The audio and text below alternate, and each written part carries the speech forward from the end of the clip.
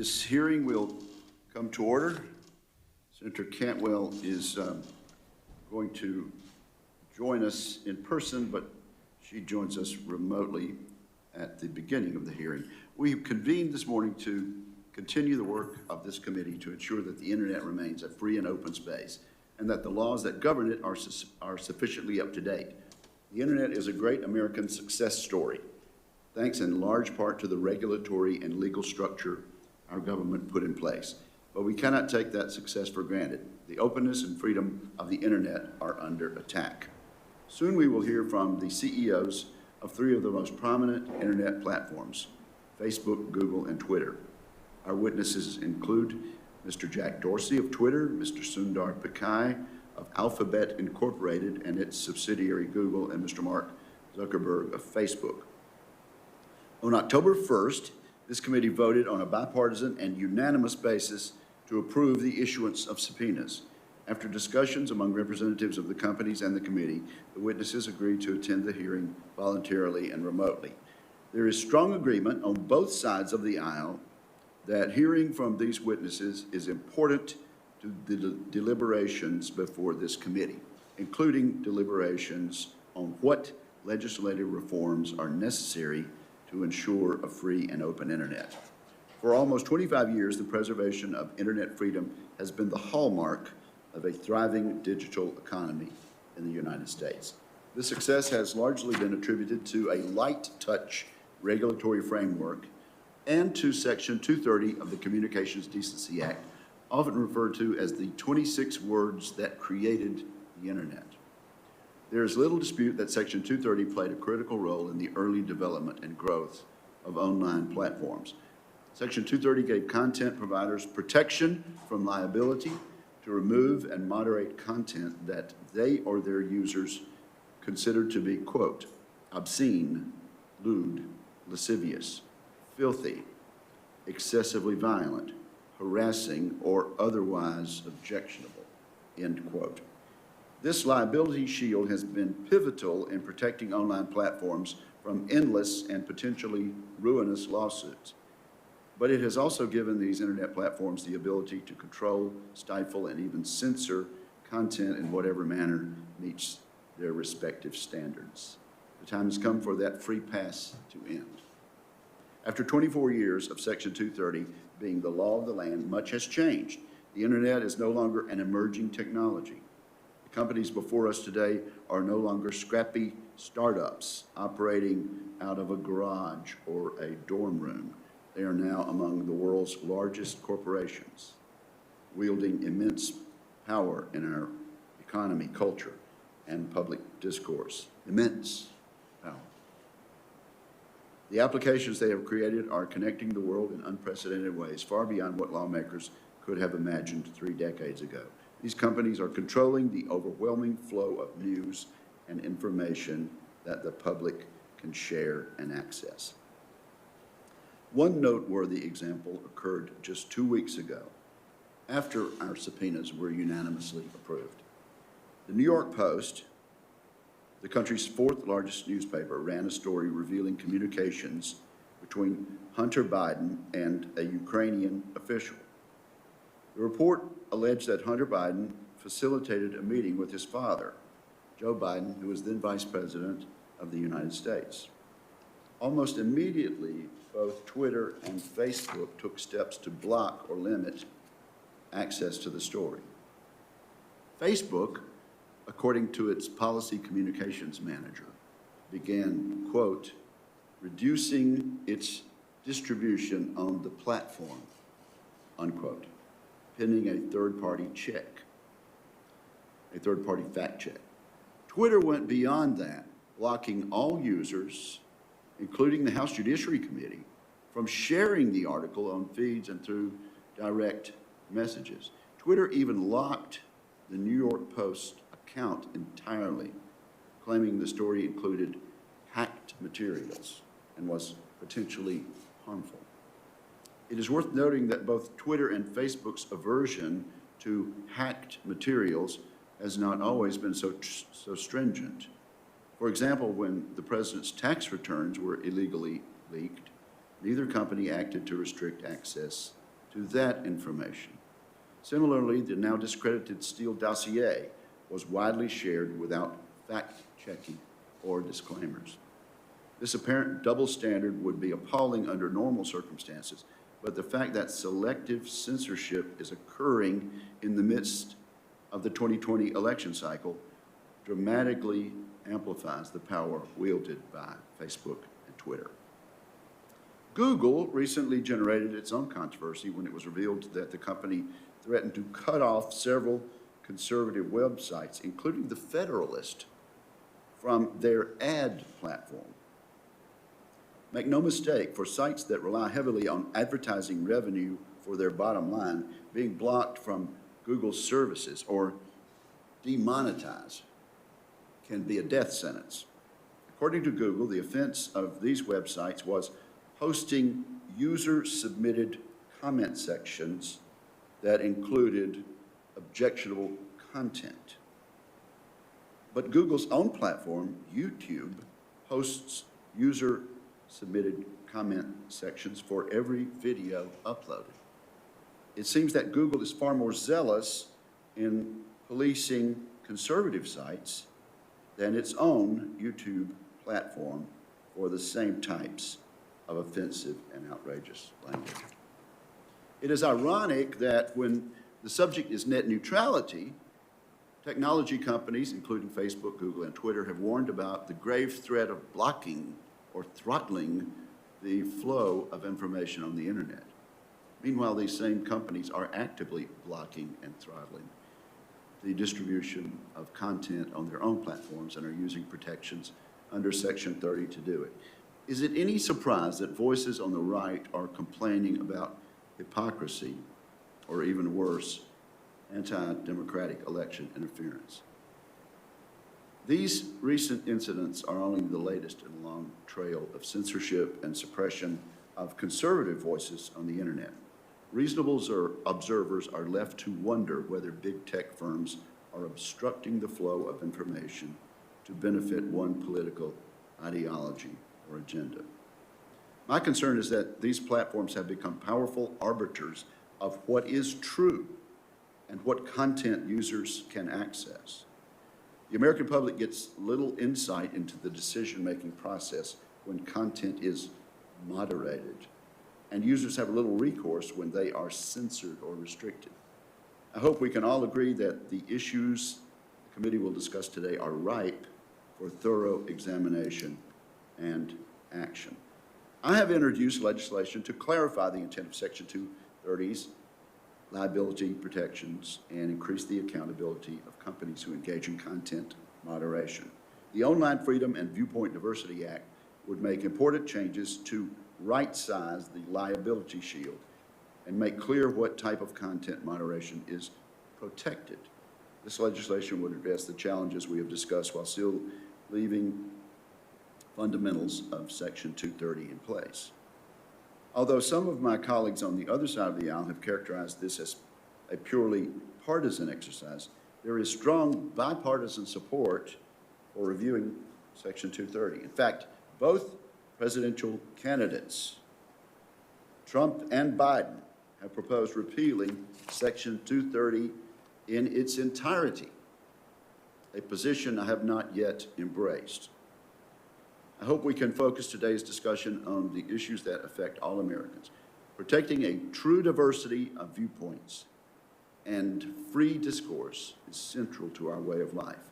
I look forward to hearing from today's witnesses about what they are doing to promote transparency, accountability, and fairness in their content moderation processes. And I thank each of them for cooperating with us in the scheduling of this testimony. I now turn to my friend and ranking member, Senator Cantwell, for her opening remarks. Senator Cantwell.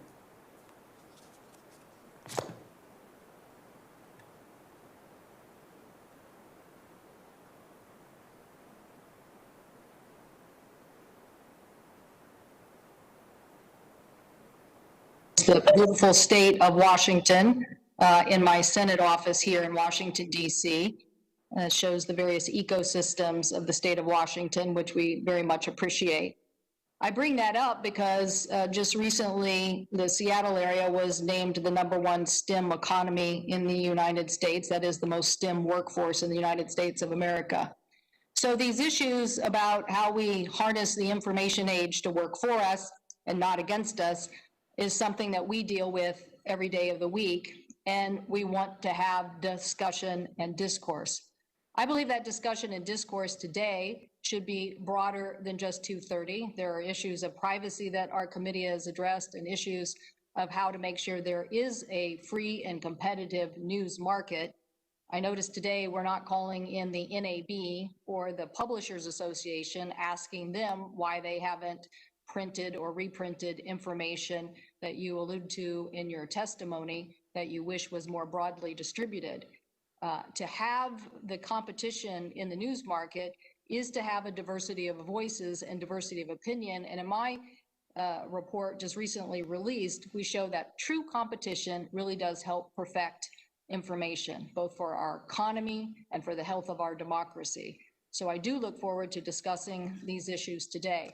What I do not want today's hearing to be is a chilling effect on the very important aspects of making sure that hate speech or misinformation related to health and public safety are allowed to remain on the internet. We all know what happened in 2016, and we had reports from the FBI, our intelligence agencies, and a bipartisan Senate committee that concluded in 2016 that Russian operatives did, masquerading as Americans, use targeted advertisements, intentionally falsified news articles, self-generated content, social media platform tools to interact and attempt to deceive tens of millions of social media users in the United States. Director of National Intelligence, then Republican former Senator Dan Coates said, quote, in July 2018, "The warning lights are blinking red, that the digital infrastructure that serves our country is literally under attack." So I take this issue very seriously and have had for many years. That is making sure, as the Mueller, Special Counsel Mueller indicated, 12 Russian intelligence officers hacked the DNC and various information detailing phishing attacks into our state election boards, online personas, and stealing documents. So when we had a subcommittee hearing and former Bush Homeland Security Director Michael Chertoff testified, I asked him point blank, because there were some of our colleagues who were saying, you know what, everybody does election interference. So I asked him if election interference was something that we did or should be encouraging.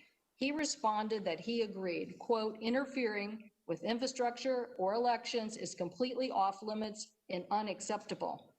That is why I believe that we should be working aggressively internationally to sanction anybody that interferes in our elections. So I hope today that we will get a report from the witnesses on exactly what they have been doing to clamp down on election interference. I hope that they will tell us what kind of hate speech and misinformation that they have taken off the books.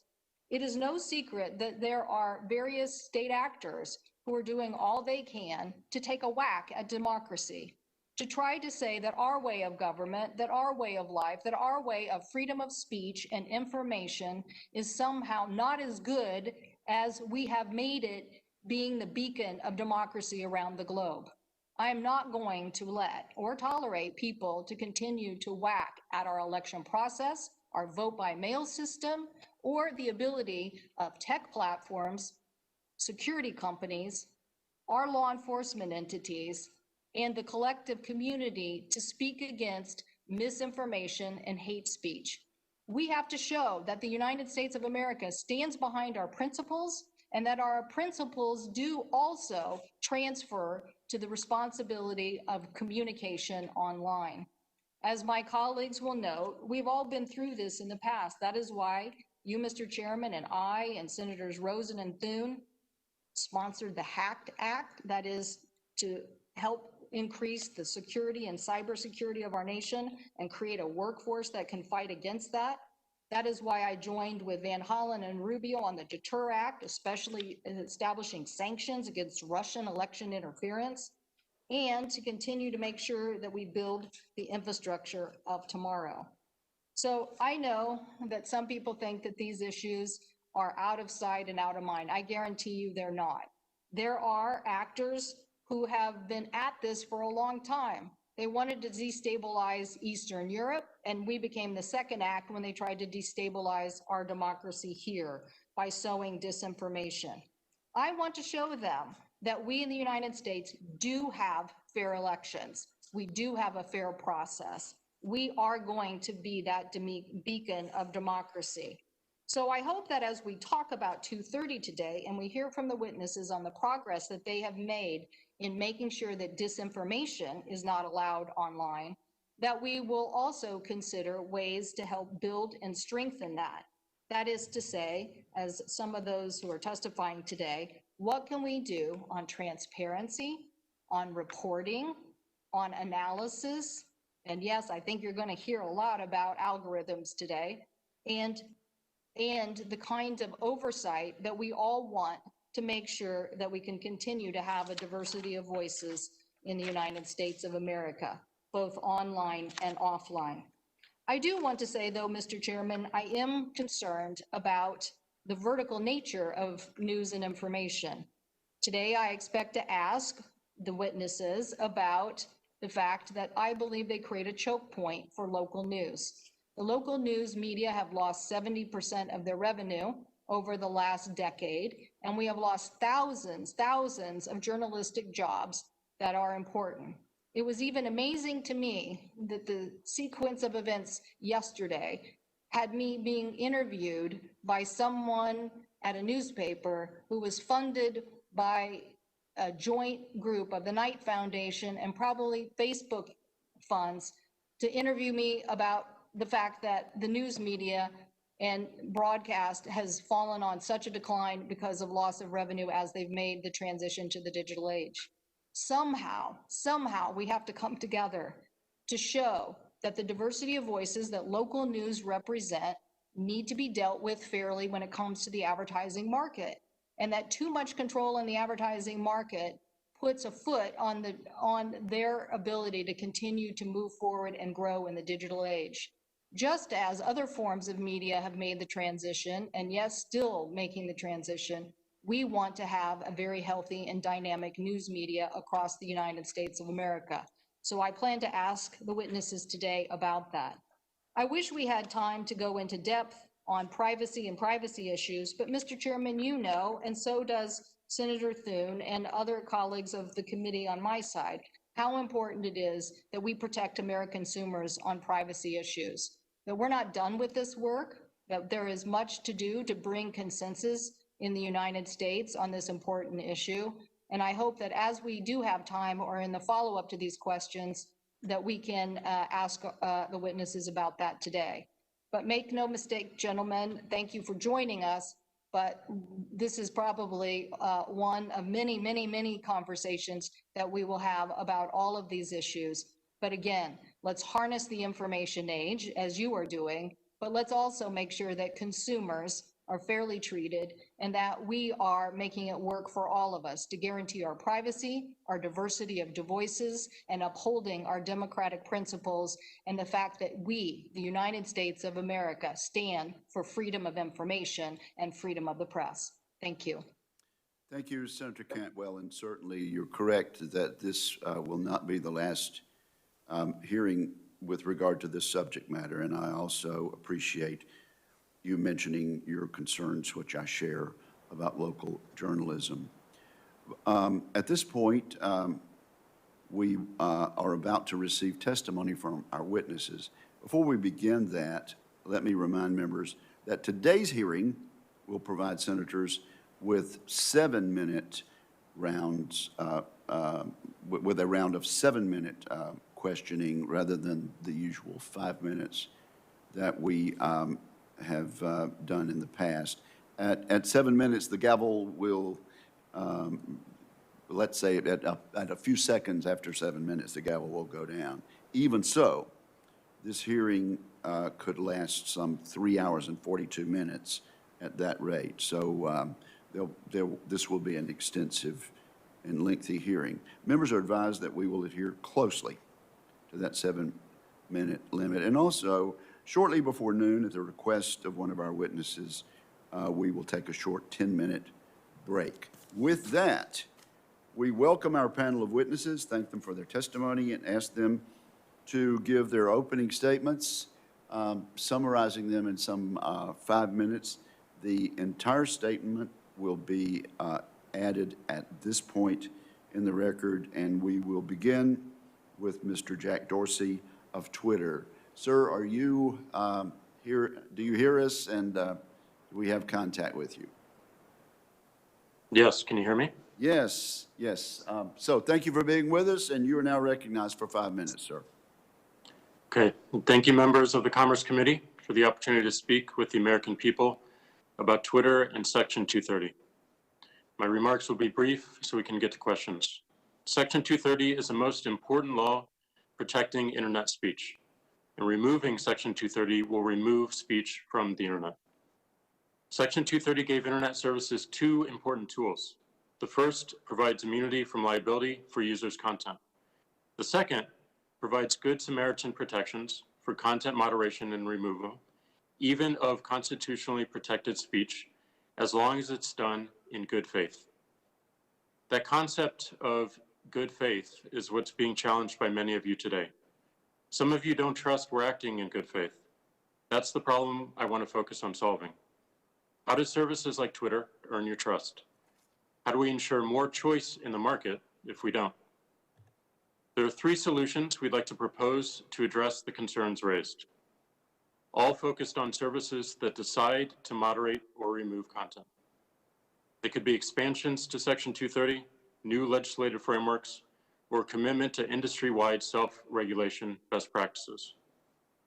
The first is requiring a services moderation process to be published. How are cases reported and reviewed? How are decisions made? What tools are used to enforce? Publishing answers to questions like these will make our process more robust and accountable to the people we serve. The second is requiring a straightforward process to appeal decisions made by humans or by algorithms. This ensures people can let us know when we don't get it right, so that we can fix any mistakes and make our processes better in the future.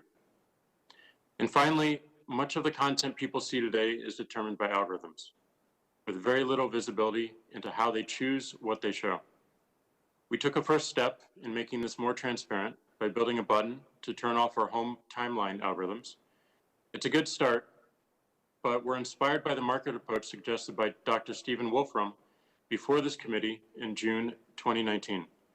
Enabling people to choose algorithms created by third parties to rank and filter their content is an incredibly energizing idea that's in reach. Requiring 1, moderation process and practices to be published, 2, a straightforward process to appeal decisions, and 3, best efforts around algorithmic choice are suggestions to address the concerns we all have going forward. And they're all achievable in short order. It's critical as we consider these solutions, we optimize for new startups and independent developers. Doing so ensures a level playing field that increases the probability of competing ideas to help solve problems. We mustn't entrench the largest companies any further. Thank you for the time, and I look forward to a productive discussion to dig into these and other ideas. Thank you very much, Mr. Dorsey. We now call on Mr. Sundar Pichai. You are recognized for 5 minutes, sir. Chairman Wicker, Ranking Member Cantwell, and distinguished members of the committee, thank you for the opportunity to appear before you today.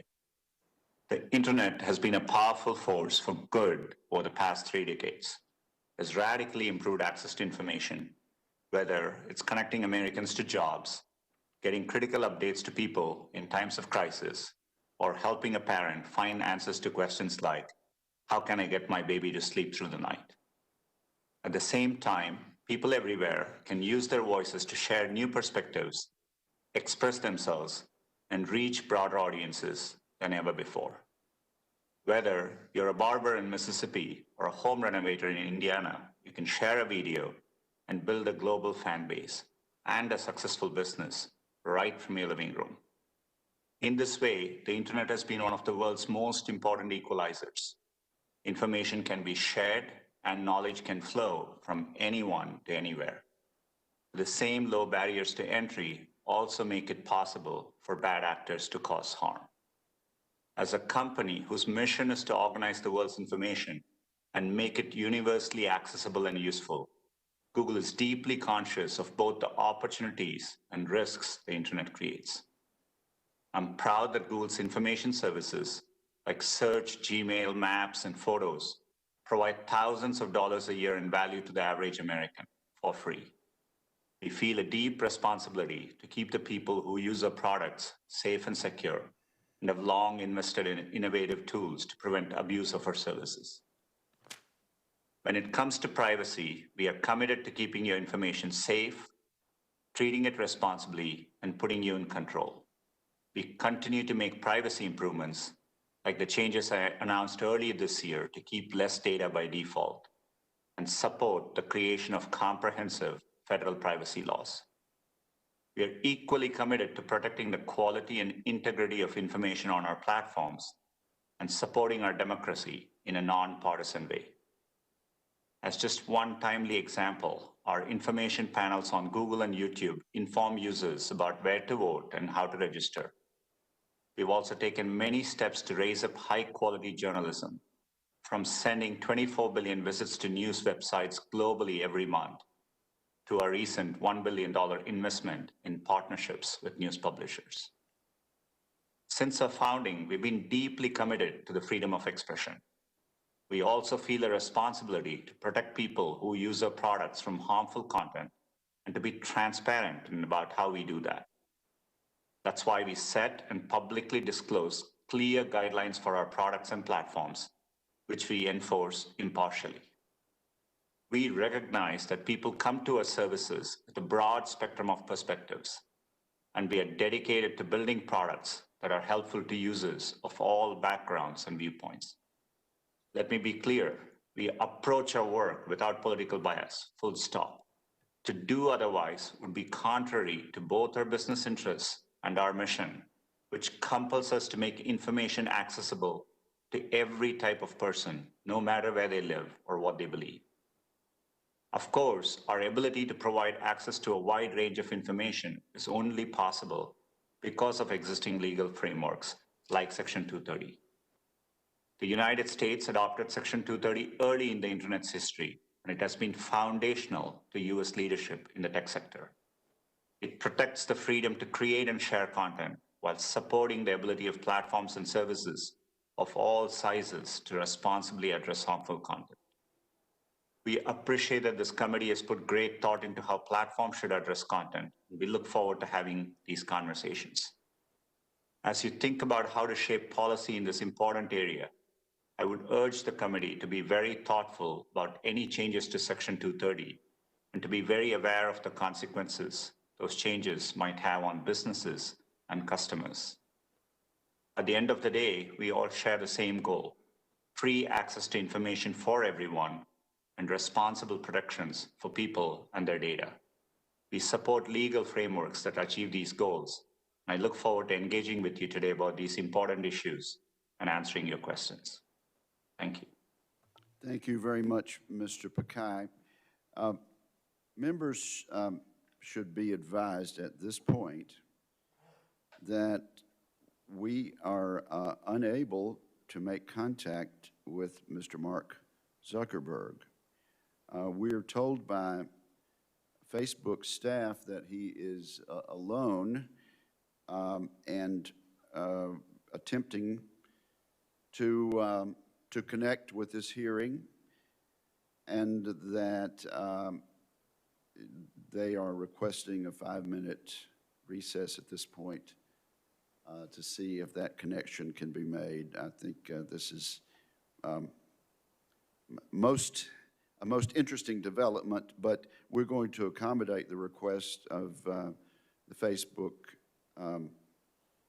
employees and see if within 5 minutes we can make contact and proceed. So at this point, declare a 5-minute recess.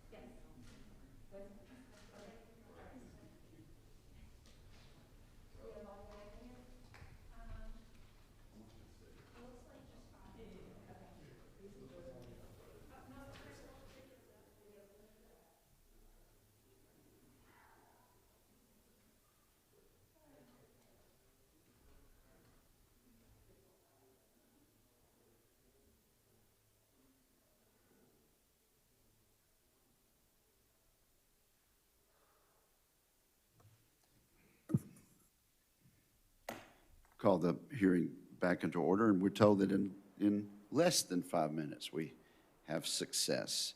So, Mr. Zuckerberg, I'm told that we have both video and audio connection. Are you there, sir? Yes, I am. Can you hear me? Can hear you fine, and you're now recognized for 5 minutes to summarize your testimony. Welcome. All right. Thank you, Chairman. I was able to hear the other opening statements. I was just having a hard time connecting myself. All right. So I know the feeling, Mr. Zuckerberg. Chairman Wicker, Ranking Member Cantwell, and members of the committee, every day, millions of Americans use the internet to share their experiences and discuss issues that matter to them. Setting the rules for online discourse is an important challenge for our society, and there are principles at stake that go beyond any one platform. How do we balance free expression and safety? How do we define what is dangerous? Who should decide? I don't believe that private companies should be making so many decisions about these issues by themselves. And at Facebook, we often have to balance competing equities. Sometimes the best approach from a safety or security perspective isn't the best for privacy or free expression. So we work with experts across society to strike the right balance. We don't always get it right, but we try to be fair and consistent. The reality is that people have very different ideas and views about where the lines should be.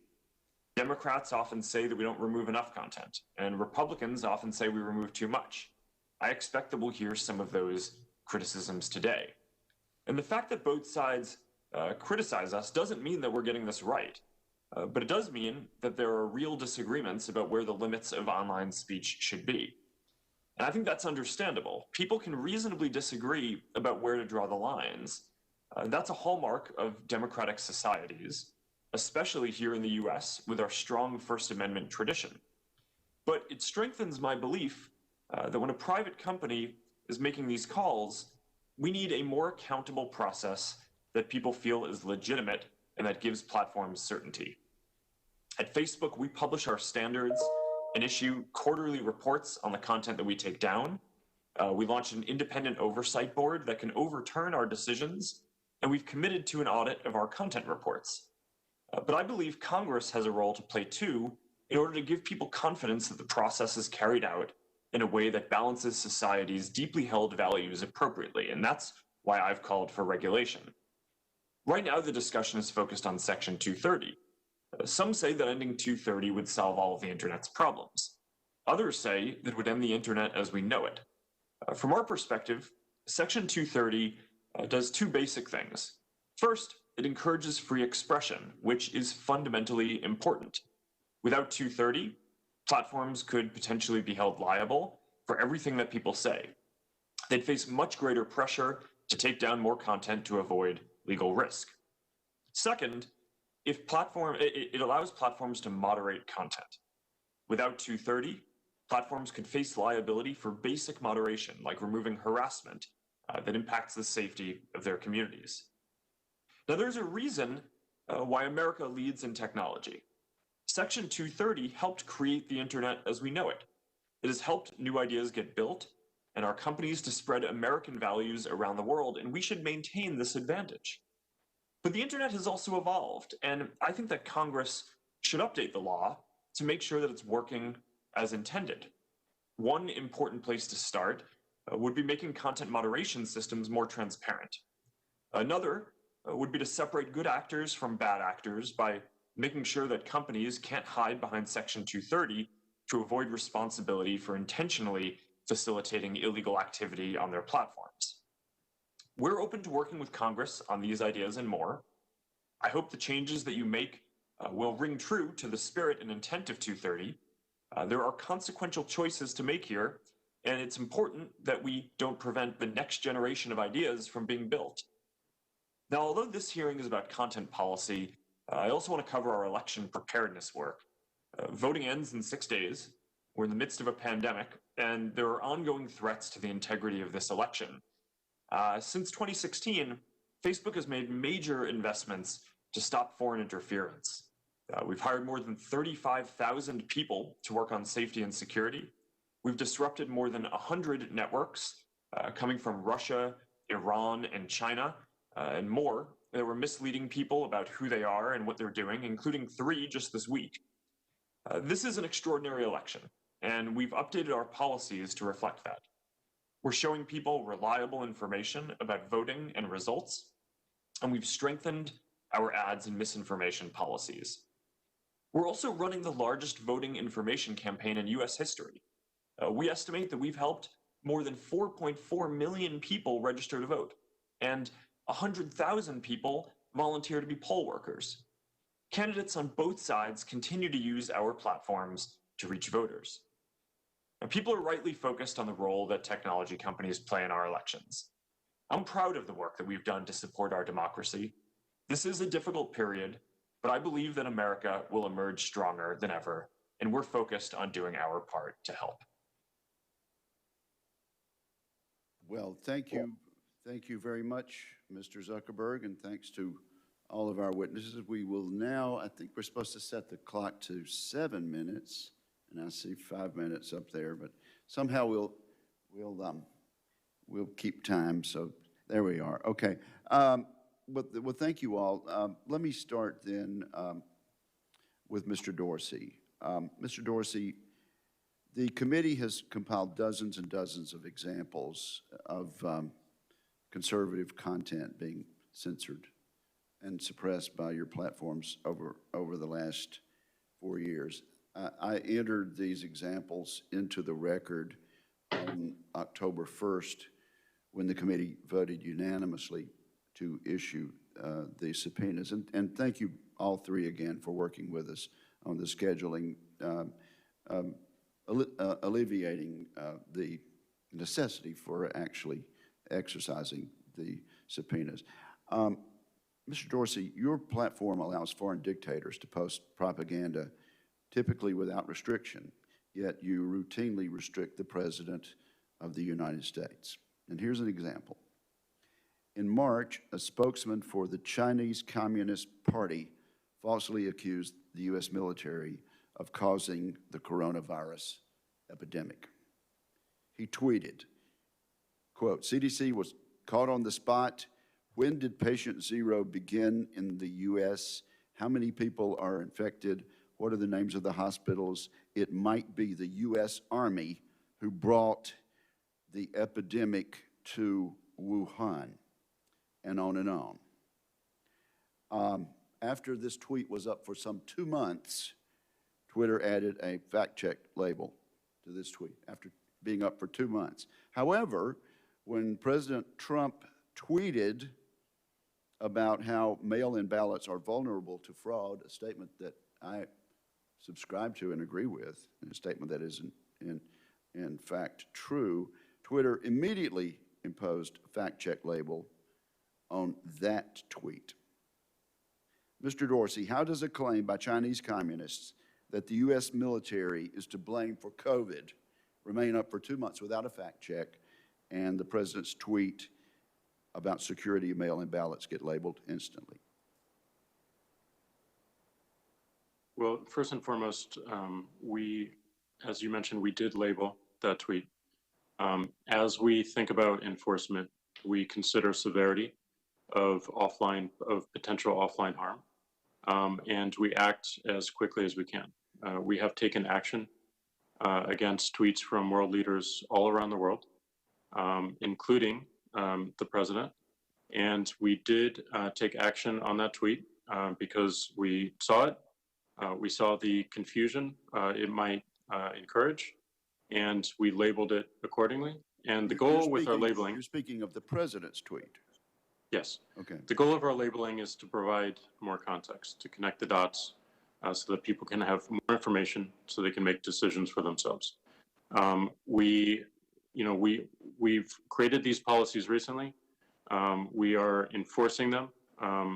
There are certainly things that we can do much faster, but generally we believe that the policy was enforced in a timely manner and in the right regard. And yet, you seem to have no objection to a tweet by the Chinese Communist Party saying the U.S. Army brought the epidemic to Wuhan. Well, we did, and we labeled that tweet, providing more information. 2 months to do so, is that correct? I'm not sure of the exact time frame, but we can get back to you on that.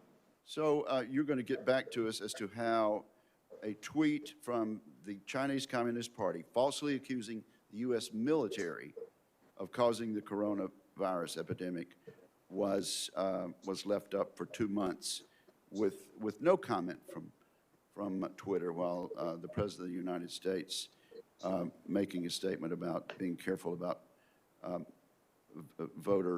about ballot security with the mail was labeled immediately. I have a tweet here from Mr. Ajit Pai. Mr. Ajit Pai is the chairman of the Federal Communications Commission, and he recounts some 4 tweets by the Iranian dictator Ayatollah Ali Khamenei, which Twitter did not place a public label on. They all 4 of them glorify violence. The first tweet says this, and I quote each time: "The Zionist regime is a deadly, cancerous growth and a detriment to the region. It will undoubtedly be uprooted and destroyed." That's the first tweet. The second tweet: "The only remedy until the removal of the Zionist regime is firm armed resistance." Again, left up without comment by Twitter. The third: "The struggle to free Palestine is jihad in the way of God." I quote that in part for the sake of time. And number 4, "We will support and assist any nation or any group anywhere who opposes and fights the Zionist regime." I would simply point out that these tweets are still up, Mr. Dorsey. And how is it that they are acceptable to be there? I'll ask unanimous consent to enter this tweet from Ajit Pai in the record at this point. That'll be done without objection. How, Mr. Dorsey, is that acceptable based on your policies at Twitter? Well, we believe it's important for everyone to hear from global leaders. And we have policies around world leaders. We want to make sure that we are respecting their right to speak and to publish what they need. But if there is a violation of our terms of service, we want to label it. They're still up. Do they violate your terms of service, Mr. Dorsey? We did not find those to violate our terms of service because we considered them saber rattling, which is part of the speech of world leaders in concert with other countries. Speech against our own people or a country's own citizens, we believe is different and can cause more immediate harm. Very, very telling information, Mr. Dorsey. Thank you very much. Senator Cantwell, you are recognized. I think I'm deferring to our colleague, Senator Peters, just because of timing and situation for him. All right, Senator Peters, are you there? I am here. Sir, I am here. You are recognized for 7 minutes. Well, thank you, Mr. Chairman. And Ranking Member Cantwell, appreciate your deferral to me. I certainly appreciate that consideration a great deal. Also want to thank each of our panelists here today for coming forward and being a witness, and appreciate all of you accommodating your schedule so that we could have this hearing.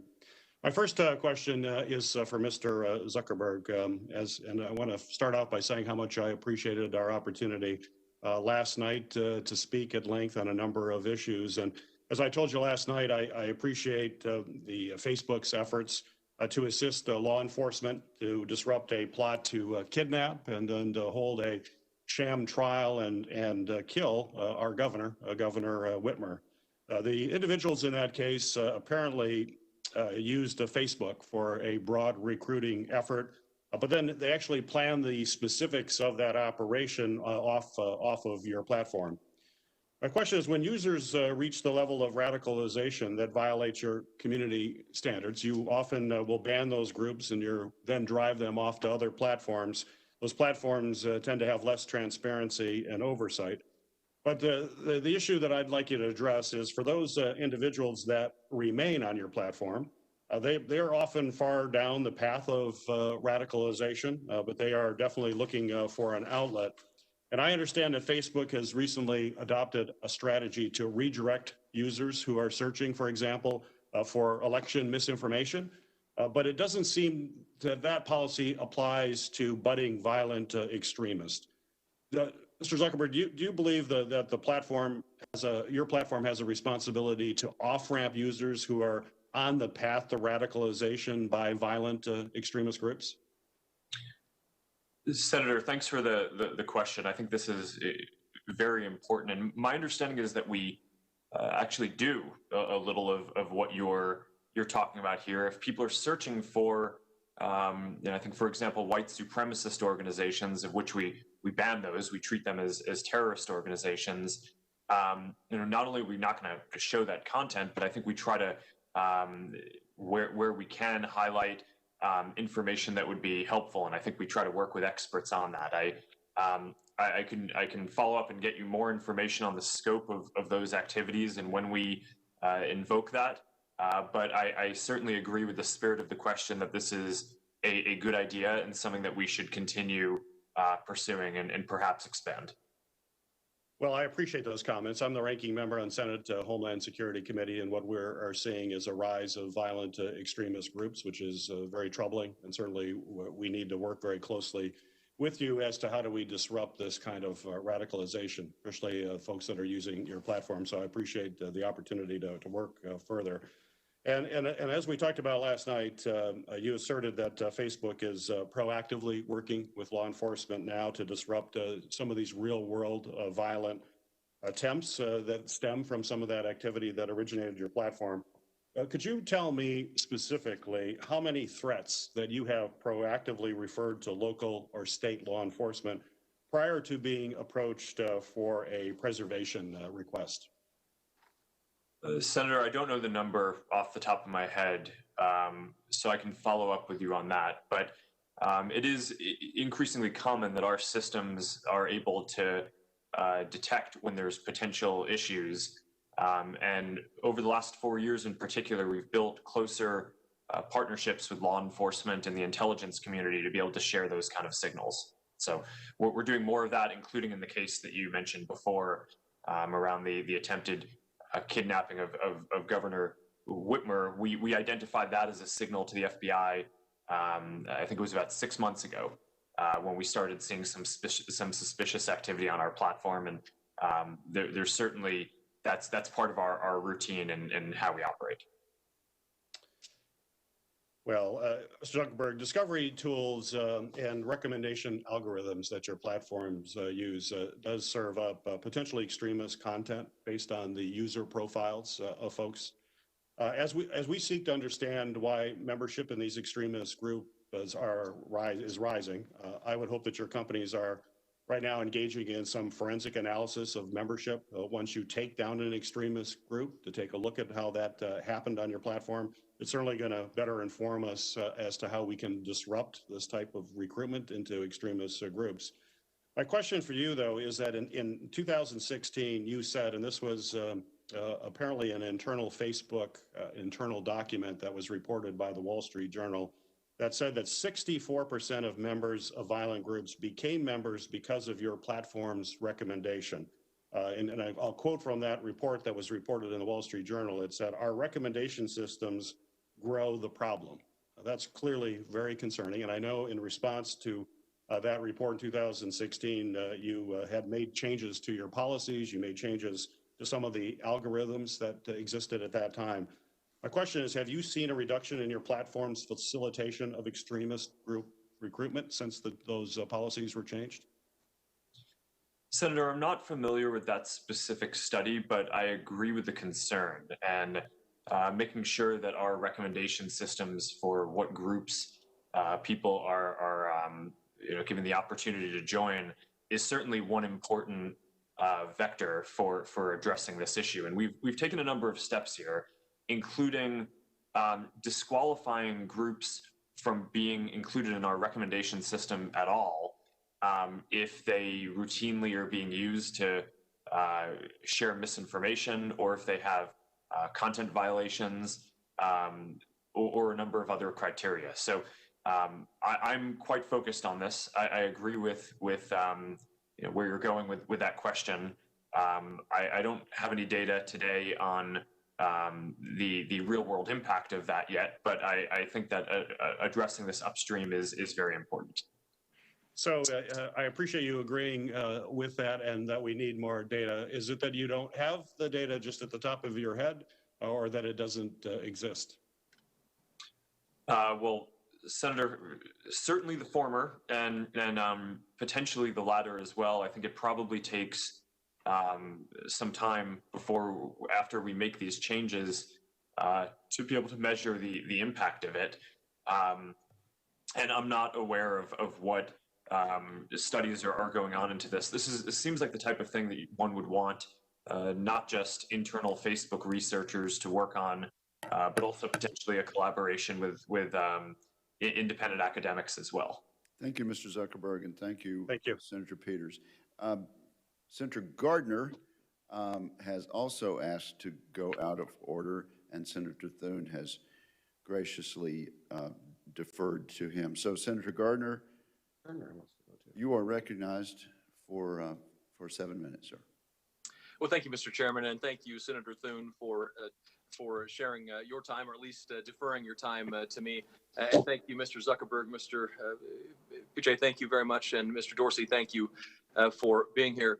Mr. Dorsey, I'm going to direct these first questions to you. Mr. Dorsey, do you believe the Holocaust really happened, yes or no? Yes. So you would agree that someone who says the Holocaust may not have happened is spreading misinformation, yes or no? Yes. I appreciate your answers on this, but they surprise me, and probably a lot of other Coloradans and Americans. After all, Iran's Ayatollah has done exactly this, questioning the Holocaust. And yet his tweets remain unflagged on Twitter's platform. You and I agree that moderating your platform makes sense in certain respects. We don't want the next terrorist finding inspiration on Twitter, or any platform for that matter. But you've also decided to moderate certain content from influential world leaders, and I'd like to understand your decisions to do so a little bit better. Can you name any other instance of Twitter hiding or deleting a tweet from heads of state? Not off the top of my head, but we have many examples across world leaders around the world. Would you be willing to provide a list of those? Absolutely. I know that we've established we agree content moderation can have certain upsides like combating terrorism, but Twitter has chosen to approach content moderation from the standpoint of combating misinformation as well. So it's strange to me that you've flagged the tweets from the president, but haven't hidden the Ayatollah's tweets on Holocaust denial or calls to wipe Israel off the map. And that you can't recall off the top of your head hidden or deleted tweets from other world leaders. I would appreciate that that list. I think it's important that we all hear that. So that brings my next question to the front. Does Twitter maintain a formal list of certain accounts that you actively monitor for misinformation? No, and we don't have a policy against misinformation. We have a policy against misinformation in 3 categories, which are manipulated media, public health, specifically COVID, and civic integrity, election interference, and voter suppression. That is all we have policy on for misleading information. We do not have policy or enforcement for any other types of misleading information that you're mentioning. So somebody denying the murder of millions of people or instigating violence against a country as a head of state is not categorically falling in any of those 3 misinformation or other categories Twitter has? Not misinformation, but we do have other policies around incitement to violence, which may, some of the tweets that you mentioned or the examples that you're mentioning may fall afoul of. But for misleading information, we're focused on those 3 categories only. So somebody who denies the Holocaust has happened is not misinformation? It's misleading information, but we don't have a policy against that type of misleading information. Millions of people died, and that's not a violation of Twitter. It's, again, I just don't understand how you can label a president of the United States. Have you ever taken a tweet down from the Ayatollah? I believe we have, but we can get back to you on it. We've certainly labeled tweets, and I believe we have taken one down as well. You know, if you said you do not have a list, is that correct? You do not maintain a list? We don't maintain a list of accounts we watch. We look for reports and issues brought to us, and then we weigh it against our policy and enforce if needed. You look for reports from your employees or from the from the people news? From the people using the service. Right, and then they turn that over to your board of review. Is that correct? Well, so in some cases algorithms take action. In other cases, humans do. In some cases, it's a pairing of the 2. There are numerous examples of blue check marks that are spreading false information that aren't flagged. So Twitter must have some kind of list of priority accounts that it maintains. You have the blue check mark list. How do you decide when to flag a tweet? You got into that a little bit. Is there a formal threshold of retweets or likes that must be met before a tweet is flagged? No. Twitter can't claim that. I just, with your answers on the Ayatollah and others, I just don't understand how Twitter can claim to want a world of less hate and misinformation while you simultaneously let the kind of content that the Ayatollah has tweeted out flourish on the platform, including from other world leaders. It's no wonder that Americans are concerned about politically motivated content moderation at Twitter, given what we have just said. I don't like the idea of a group of unelected elites in San Francisco or Silicon Valley deciding whether my speech is permissible on their platforms, but I like even less the idea of unelected Washington, D.C. bureaucrats trying to enforce some kind of politically neutral content moderation. So just as we have heard from other panelists, as we're going to hear throughout the day, we have to be very careful and not rush to legislate in ways that stifle speech. You can delete Facebook, turn off Twitter, or try to ditch Google, but you cannot unsubscribe from government censors. Congress should be focused on encouraging speech, not restricting it. The Supreme Court has tried teaching us that lesson time and time again, and the Constitution demands that we remember it. I'm running short on time, so I'm going to very quickly go through another question. One of the core ideas of Section 230's liability protections is this: you shouldn't be responsible for what someone else says on your platform. Conversely, you should be liable for what you say or do on your own platform. I think that's pretty common sense. But courts have not always agreed with this approach. Even Rep. Chris Cox opined in a recent Wall Street Journal op-ed that Section 230 has sometimes been interpreted by courts more broadly than I expected. For example, allowing some websites to escape liability for content they helped create. Mr. Zuckerberg, I have a simple question for you and each of the panelists today, quickly.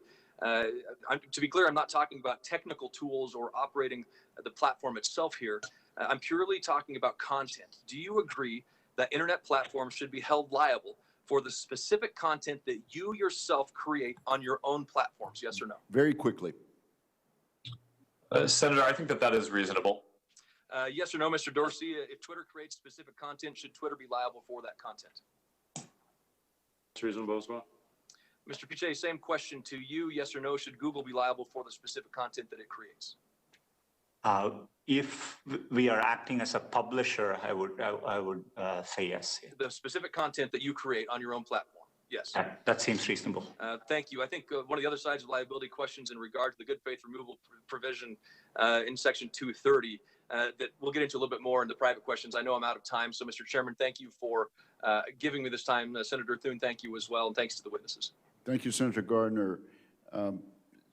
The ranking member has now deferred to Senator Klobuchar. So, Senator, you are now recognized.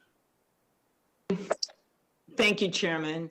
I want to note first that this hearing comes 6 days before Election Day, and it makes, I believe we're politicizing, and the Republican majority is politicizing, which should actually not be a partisan topic. And I do want to thank the witnesses here for appearing, but also for the work that they're doing to try to encourage voting and to put out the correct information when the president and others are undermining vote by mail, something we're doing in every state in the country right now.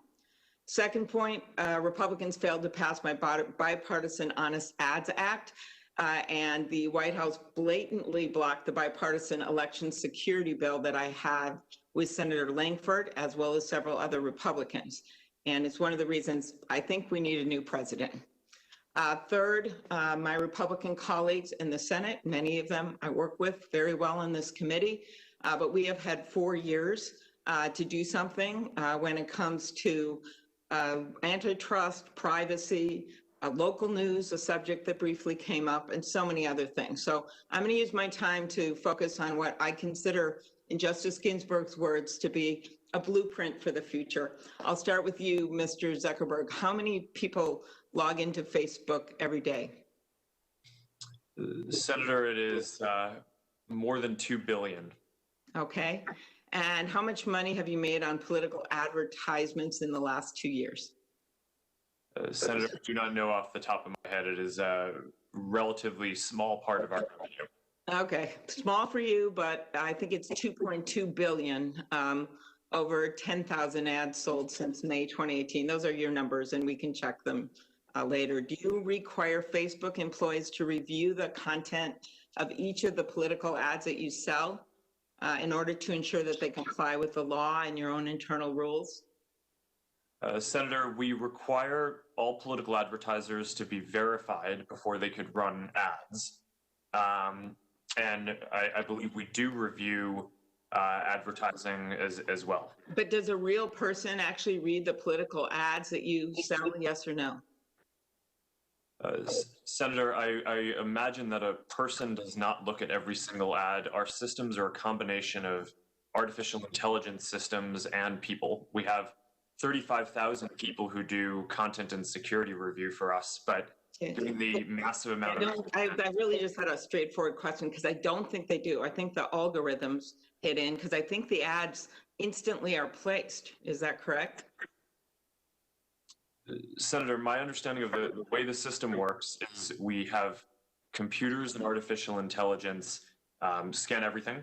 And if we think that there are potential violations, then either the AI system will act or it will flag it to the tens of thousands of people who do content review. But just with all the money you have, you could have a real person review like a lot of the other traditional media organizations do. So another question, when John McCain and I and Senator Warner introduced the Honest Ads Act, we got pushback from your company, others, and you were initially against it. Then we discussed this at a hearing. You're for it. I appreciate that.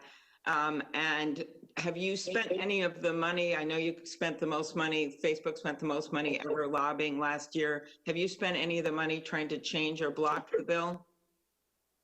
Senator, no. 2 years?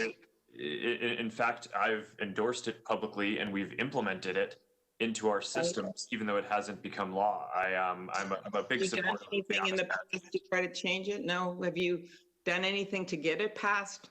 Because we're at a roadblock on it.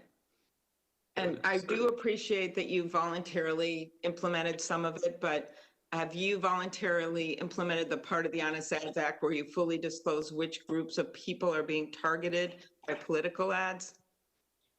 Senator, we have, I think, industry-leading transparency around political ads, and part of that is showing which audiences, in broad terms, ended up seeing the ads. Of course, getting the right resolution on that is challenging without it becoming a privacy issue, but we've tried to do that and provide as much transparency as we can, and I think we're currently leading in that area. And to your question about how we're... I still have concerns, and I don't mean to interrupt you, but I have such limited time. One of the things that last thing I want to ask you about is divisiveness on the platform. And I know there's been a recent studies have shown that part of your algorithms, they push people towards more polarized content, left, right, whatever. In fact, one of your researchers warned senior executives that our algorithms exploit the human brain's attraction to divisiveness. The way I look at it, more divisiveness, more time on the platform, more time on the platform, the company makes more money. Does that bother you, what it's done to our politics?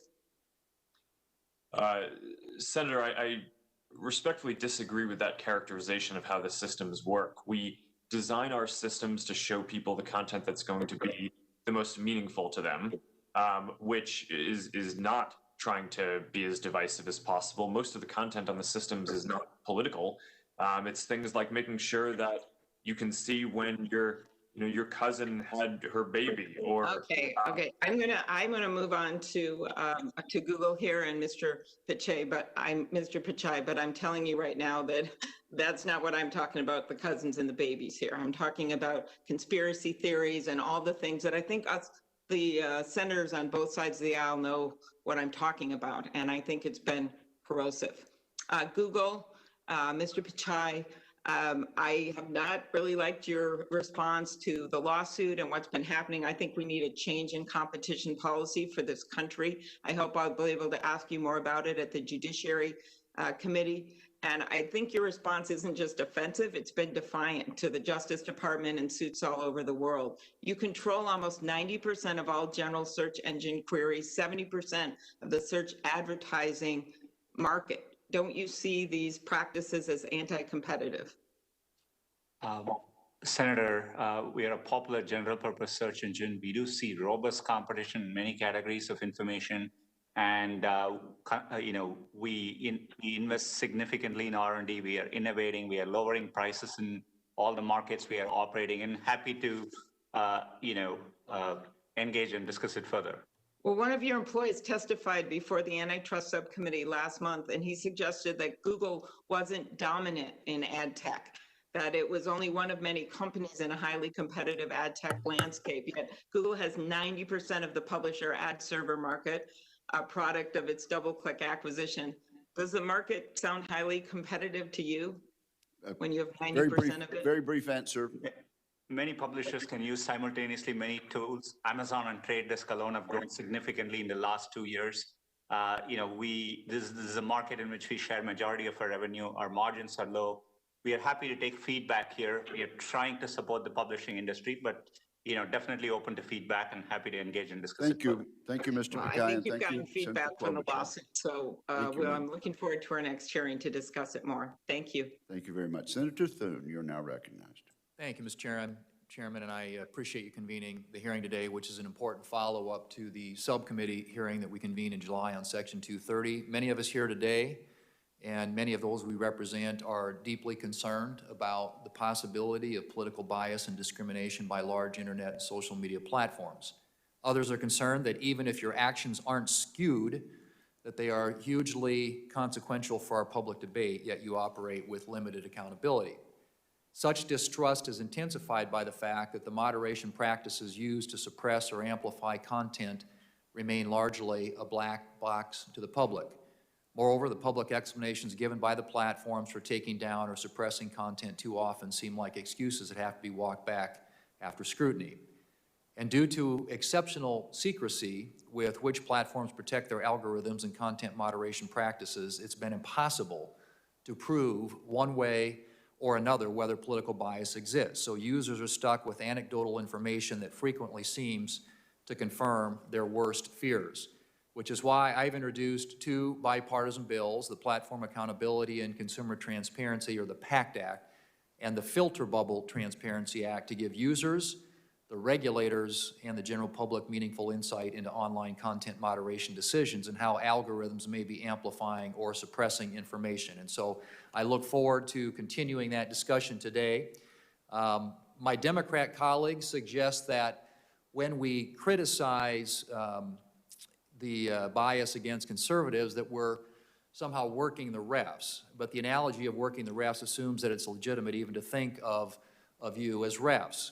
It assumes that you three Silicon Valley CEOs get to decide what political speech gets amplified or suppressed, and it assumes that you're the arbiters of truth, or at the very least, the publishers making editorial decisions about speech. So yes or no, I would ask this of each of the three of you, are the Democrats correct that you all are the legitimate referees over our political speech? Mr. Zuckerberg, are you the ref? Senator, I certainly think not, and I do not want us to have that role. Mr. Dorsey, are you the ref?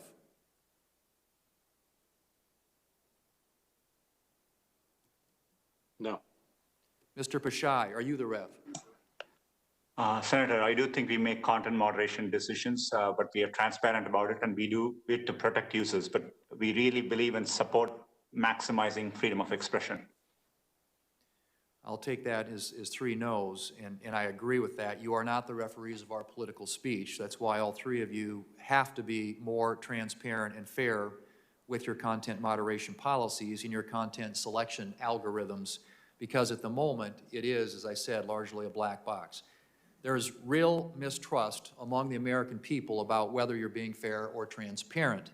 And this extends to concerns about the kinds of amplification and suppression decisions your platforms may make on Election Day and during the post-election period if the results of the election are too close to call. And so I just want to underscore again for my Democratic friends who keep using this really bad referee analogy, Google, Facebook, and Twitter are not the referees over our democracy. Now, second question, the PACT Act, which I referenced earlier, includes provisions to give users due process and an explanation when content they post is removed. So this is, again, a yes or no question. Do you agree that users should be entitled to due process and an explanation when content they post has been taken down? Mr. Zuckerberg. Senator, I think that would be a good principle to have. Thank you. Mr. Dorsey. Absolutely. We believe in a fair and straightforward appeals process. Great. Mr. Bashai? Yes, Senator. Terrific. Thank you. Mr. Zuckerberg, Mr. Dorsey, your platforms knowingly suppressed or limited the visibility of this New York Post article about the content on Hunter Biden's abandoned laptop. Many in the country are justifiably concerned how often the suppression of major newspaper articles occurs online. And I would say, Mr. Zuckerberg, would you commit to provide for the record a complete list of newspaper articles that Facebook suppressed or limited the distribution of over the past 5 years, along with an explanation of why each article was suppressed or the distribution was limited? Senator, I can certainly follow up with you and your team to discuss that. We have an independent fact-checking program, as you're saying. We try not to be arbiters of what is true ourselves, but we have partnered with fact-checkers around the world to help assess that, to prevent misinformation and viral hoaxes from becoming widely distributed on our platform. And I believe that the information that they fact check and the content that they fact check is public. So I think that there's probably already a record of this that can be reviewed. Yeah, but if you could do that as it applies to newspapers, that would be very helpful. And Mr. Dorsey, would you commit to doing the same on behalf of Twitter? We would absolutely be open to it. And we are suggesting going a step further, which is aligned with what you're introducing in the PACT Act, which is much more transparency around our process, the content moderation process, and also the results, the outcomes, and doing that on a regular basis. I do agree and think that builds more accountability, and ultimately that lends itself to more trust. Okay, great, thank you. All right, very quickly, I don't have a lot of time either, but I often hear from conservative and religious Americans who look at the public statements of your companies, the geographic concentration of your companies, and the political donations of your employees, which often are in the 80 to 90% to Democrat politicians. And you can see why this lack of ideological diversity among the executives and employees of your company could be problematic and may be contributing to some of the distrust among conservatives and Republican users. And so I guess the question that I would ask is, and Mr. Zuckerberg, my understanding is that the person that's in charge of election integrity and security at Facebook is a former Joe Biden staffer. Is there someone that's closely associated with President Trump who's in the same sort of election integrity role at Facebook? And how do you all respond to that argument that there isn't sufficient balance in terms of the political ideology or diversity in your companies? And how do you deal with the lack of sort of trust that creates among conservatives? Let's see if we can have 3 brief answers there.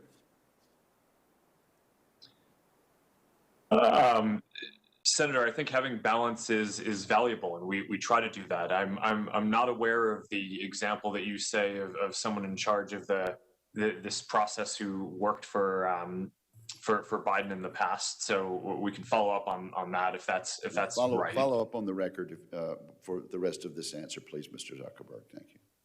All right. Mr. Dorsey.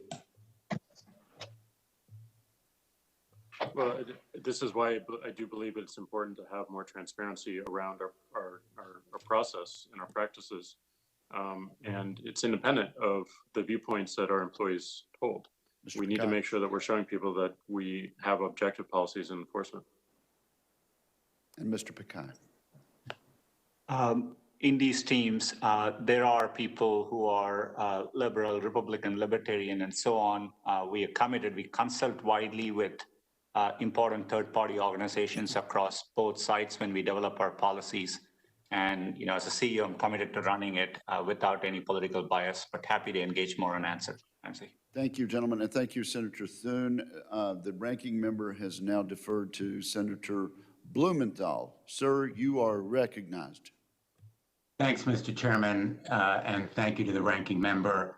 I want to begin by associating myself with the very thoughtful comments made by the ranking member as to the need for broader consideration of issues of privacy and competition and local news. They are vitally important. And also with the comments made by my colleagues, Senator Klobuchar, about the need for antitrust review. And I assume we'll be examining some of these topics in November before the Judiciary Committee. I've been an advocate of reform of Section 230 for literally 15 years. When I was Attorney General of the state of Connecticut, I raised this issue of the absolute immunity that no longer seems appropriate. So I really welcome the bipartisan consensus that we're seeing now, that there needs to be constructive review. But frankly, I am appalled that my Republican colleagues are holding this hearing literally days before an election when they seem to want to bully and browbeat the platforms here to try to tilt them toward President Trump favor. The timing seems inexplicable, except to game the ref in effect. I recognize the referee analogy is not completely exact, but that's exactly what they're trying to do, namely to bully and browbeat these platforms to favor President Trump's tweets and posts. And frankly, President Trump has broken all the norms, and he has put on your platforms potentially dangerous and lethal misinformation and disinformation. I'm going to hold up one of them. This one, as you can see, pertains to COVID. We have learned to live with it, he says, just like we are learning to live with COVID, talking about the flu. We have learned to live with it.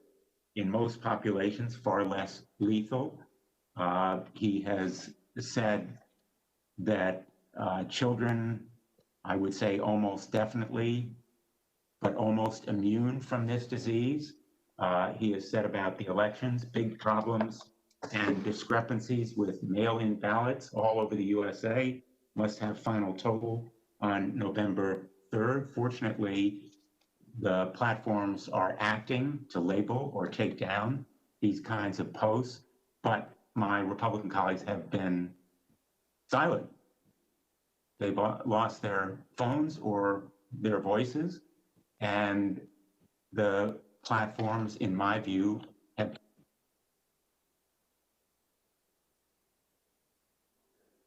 No, we just lost your voice there in mid-sentence, Richard.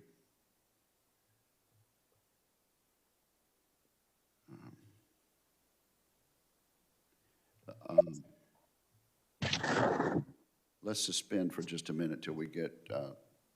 I hope you can hear me now. There we are. Okay, we can hear you now, Senator Blumenthal. Just a start back one sentence before we had you until then. I just want to say about this disinformation from the president, there's been deafening silence from my Republican colleagues. And now we have a hearing that is in effect designed to intimidate, bully, browbeat the platforms that have labeled this disinformation for exactly what it is. We're on the verge of a massive onslaught on the integrity of our elections. President Trump has indicated that he will potentially interfere by posting disinformation on election day or the morning after. The Russians have begun already interfering in our elections. We've all received briefings that are literally chilling about what they are doing, and the FBI and the CSIS have recently issued public alerts that, quote, foreign actors and cyber criminals likely to spread disinformation regarding 2020 results. They are making 2016 look like child's play in what they are doing. So President Trump and the Republicans have a plan which involves disinformation and misinformation. The Russians have a plan. I want to know whether you have a plan, Facebook, Twitter, Google, a plan if the president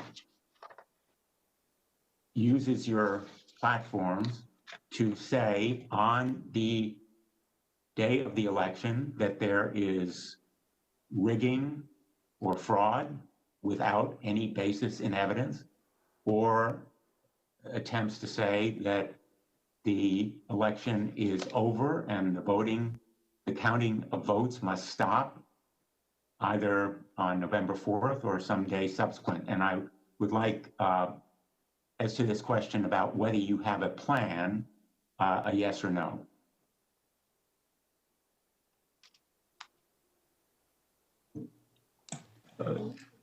Senator, I can start. We do. We have policies related to all of the areas that you just mentioned. Candidates or campaigns trying to delegitimize methods of voting or the election, candidates trying to prematurely declare victory, and candidates trying to spread voter suppression material that is misleading about how, when, or where to vote. So we've taken a number of steps on that front. Perhaps we could take Mr. Pakai next and then Mr. Dorsey. Mr. Pakai. Senator, yes, we definitely are we've been planning for a while, and we rely on raising up news sources through moments like that, as well as we've closely partnered with the Associated Press to make sure we can provide users the most accurate information possible. And yes, we also have a plan. So, our plan and our enforcement around these issues is pointing to more information, and specifically state election officials. So we want to give the people using the service as much information as possible. Thank you, Senator Blumenthal. Senator Cruz. Chairman, I want to thank you, Mr. Chairman, for holding this hearing. The three witnesses we have before this committee today collectively pose, I believe, the single greatest threat to free speech in America and the greatest threat we have to free and fair elections. Yesterday, I spent a considerable amount of time speaking with both Mr. Zuckerberg and Mr. Pichai. I have concerns about the behavior of both of their companies. I would note that Facebook is at the minimum at least trying to make some efforts in the direction of defending free speech. I appreciate their doing so. Google, I agree with the concerns that Senator Klobuchar raised. I think Google has more power than any company on the face of the planet. And the antitrust concerns are real. The impact of Google is profound. And I expect we will have continued and ongoing discussions about Google's abuse of that power and its willingness to manipulate search outcomes to influence and change election results. But today, I want to focus my questioning on Mr. Dorsey and on Twitter. Because of the three players before us, I think Twitter's conduct has by far been the most egregious. Mr. Dorsey, does Twitter have the ability to influence elections? No. You don't believe Twitter has any ability to influence elections? No, we are one part of a broad spectrum of communication channels that people have. So you're testifying to this committee right now that Twitter, when it silences people, when it censors people, when it blocks political speech, that has no impact on elections? People have choice of other communication channels with which. Not if they don't hear information. If you don't think you have the power to influence elections, why do you block anything? Well, we have policies that are focused on making sure that more voices on the platform are possible. We see a lot of abuse and harassment, which ends up silencing people and having them leave from the platform. All right, Mr. Dorsey, I find your opening questions, your opening answers absurd on their face. But let's talk about the last 2 weeks in particular. As you know, I have long been concerned about Twitter's pattern of censoring and silencing individual Americans with whom Twitter disagrees. But 2 weeks ago, Twitter, and to a lesser extent, Facebook, crossed a threshold that is fundamental in our country. 2 weeks ago, Twitter made the unilateral decision to censor the New York Post in a series of 2 blockbuster articles, both alleging evidence of corruption against Joe Biden, the first concerning Ukraine, the second concerning communist China. And Twitter made the decision, number one, to prevent users, any user, from sharing those stories. And number two, you went even further and blocked the New York Post from sharing on Twitter its own reporting. Why did Twitter make the decision to censor the New York Post? We had a hack materials policy that we. When was that policy adopted? In 2018, I believe. In 2018, go ahead. What was the policy? So the policy is around limiting the spread of materials that are hacked. We didn't want Twitter to be a distributor for hack materials. We found that the New York Post, because it showed the direct materials, screenshots of the direct materials, and it was unclear how those were obtained. that it fell under this policy. Now, So in your view, if it's unclear the source of a document, and in this instance, the New York Post documented what it said the source was, which it said it was a laptop owned by Hunter Biden that had been turned into a repair store. So they weren't hiding what they claimed to be the source. Is it your position that Twitter, when you can't tell the source, blocks press stories? No, not at all. Our team made a fast decision. The enforcement action, however, of blocking URLs, both in tweets and in DM, in direct messages, we believe was incorrect. And we changed it Today, 24 hours. right now, the New York Post is still blocked from tweeting 2 weeks later. Yes, they have to log into their account, which they can do at this minute, delete the original tweet, which fell under our original enforcement actions, and they can tweet the exact same material and the exact same article, and it would go through. So, Mr. Dorsey, your ability is you have the power to force a media outlet. Let's be clear. The New York Post isn't just some random guy tweeting. The New York Post has the 4th highest circulation of any newspaper in America. The New York Post is over 200 years old. The New York Post was founded by Alexander Hamilton. And your position is that you can sit in Silicon Valley and demand of the media that you can tell them what stories they can publish, and you can tell the American people what reporting they can hear. Is that right? No, this was a, every person, every account, every organization that signs up to Twitter agrees to a terms of service. Terms of service is so published. Media outlets must genuflect and obey your dictates if they wish to be able to communicate with readers. Is that right? No, not at all. We recognized an error in this policy, and specifically the enforcement. You're still blocking their posts. You're still blocking their posts. Right now, today, you're blocking their posts. We're not blocking the post. Anyone can tweet. Can the New York Post post on their Twitter account? If they go into their account. No is your answer to that. No, unless they genuflect and agree with your dictates. Let me ask you something. You claimed it was because of a hacked materials policy. I find that facially highly dubious and clearly employed in a deeply partial way. Did Twitter block the distribution of the New York Times' story a few weeks ago that purported to be based on copies of President Trump's tax returns? We didn't find that a violation of our terms of service in this policy in particular, because it was reporting about the material. It wasn't distributing the material. Okay, well, that's actually not true. They posted what they purported to be original source materials, and federal law, federal statute makes it a crime, a federal felony, to distribute someone's tax returns against their knowledge. So that material was based on something that was distributed in violation of federal law, and yet Twitter gleefully allowed people to circulate that. But when the article was critical of Joe Biden, Twitter engaged in rampant censorship and silencing. And again, we recognized errors in that policy. We changed it within 24 hours. This is. But you're still blocking the New York Post. You haven't changed it.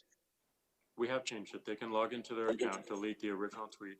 That was you forced a Politico reporter to take down his post about the New York Post as well. Is that correct?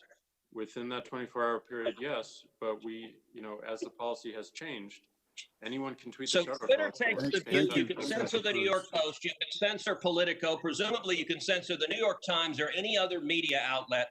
Mr. Dorsey, who the hell elected you and put you in charge of what the media are allowed to report and what the American people are allowed to hear? And why do you persist in behaving as a Democratic super PAC, silencing views to the contrary of your political beliefs? Let's give Mr. Dorsey a few seconds to answer that, and then we'll have to conclude this segment.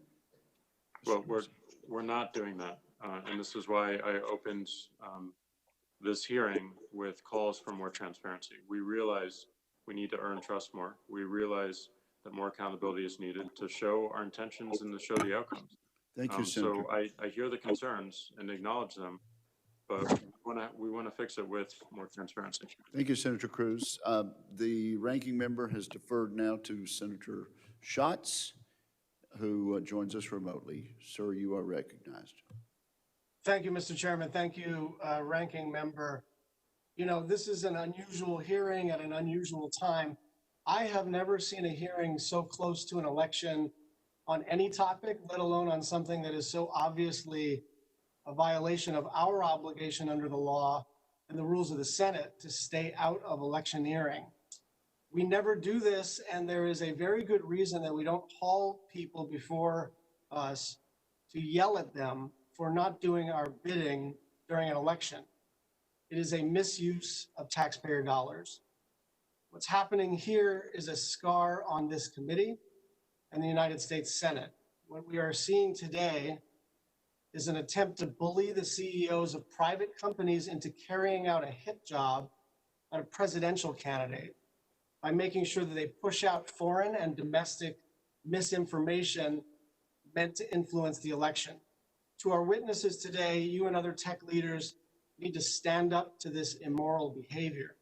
The truth is that because some of my colleagues accuse you, your companies, and your employees of being biased or liberal, you have institutionally bent over backwards and overcompensated. You've hired Republican operatives, hosted private dinners with Republican leaders, and in contravention of your terms of service, given special dispensation to right-wing voices, and even throttled progressive journalism.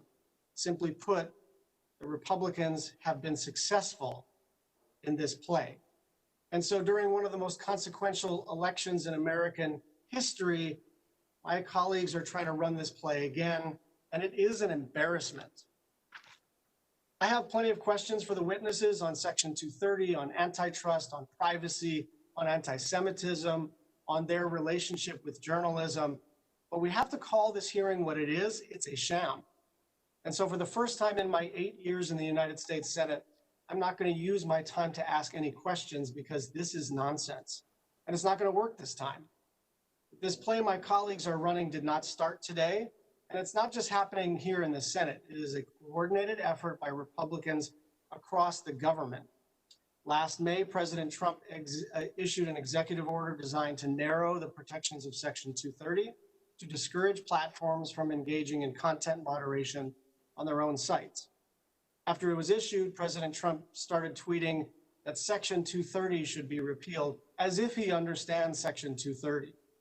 In the last 6 months, President Trump has tweeted repeal Section 230 5 times, in addition to other tweets in which he's threatened the tech companies. A few weeks later, President Trump withdrew the nomination of FCC Commissioner Mike O'Reilly. Republican Commissioner O'Reilly questioned the FCC's authority to regulate under Section 230, and the statute is not unclear on this. President Trump then nominated Nathan Symington, who was the drafter of NTIA's petition to the FCC regarding Section 230. And Republican senators have enthusiastically participated. Since June of this year, 6 Republican-only bills have been introduced, all of which threaten platforms' ability to moderate content on their site. And as the election draws closer, this Republican effort has become more and more aggressive. September 23rd, DOJ unveiled its own Section 230 draft legislation that would narrow the protections under the current law and discourage platforms from moderating content on their own site.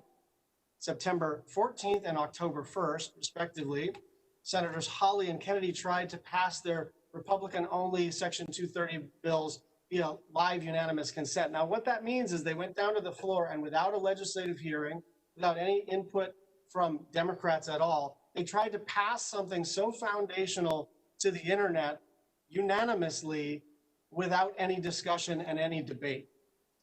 On the same day as Senator Kennedy's UC attempt, Senator Wicker forced the Commerce Committee, without any discussion or negotiation beforehand, to vote on subpoenaing the CEOs of Twitter, Facebook, and Google to testify. That's why we're here today. 2 weeks later, on October 14th, Justice Clarence Thomas, on his own, issued a statement that appeared to support the narrowing of the court's interpretation on Section 230. The very next day, the FCC chairman, Ajit Pai, announced that the FCC would seek to clarify the meaning of Section 230.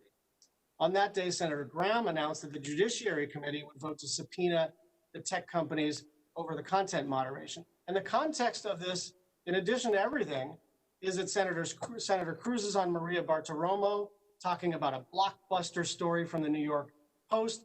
Senator Hawley is on Fox and on the Senate floor. And the Commerce Committee itself is tweeting out a campaign-style video that sort of alarmingly says Hunter Biden's emails, tech censorship. On October 21st, Senator Hawley reattempted to pass his bill on Section 230 via UC, again without going through any committee markup or vote. And on Friday, Senator Graham announced that the CEOs of Facebook and Twitter would testify before the Senate Judiciary Committee on November 17th. This is bullying, and it is for electoral purposes. Do not let the United States Senate bully you into carrying the water for those who want to advance misinformation.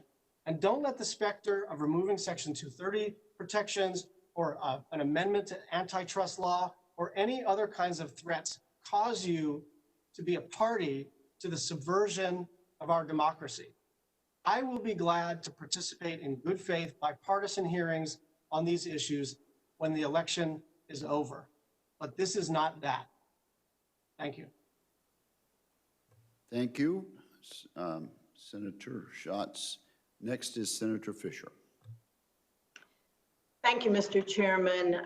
Gentlemen, I'm not here to bully you today, and I am certainly not here to read any kind of political statement right before an election.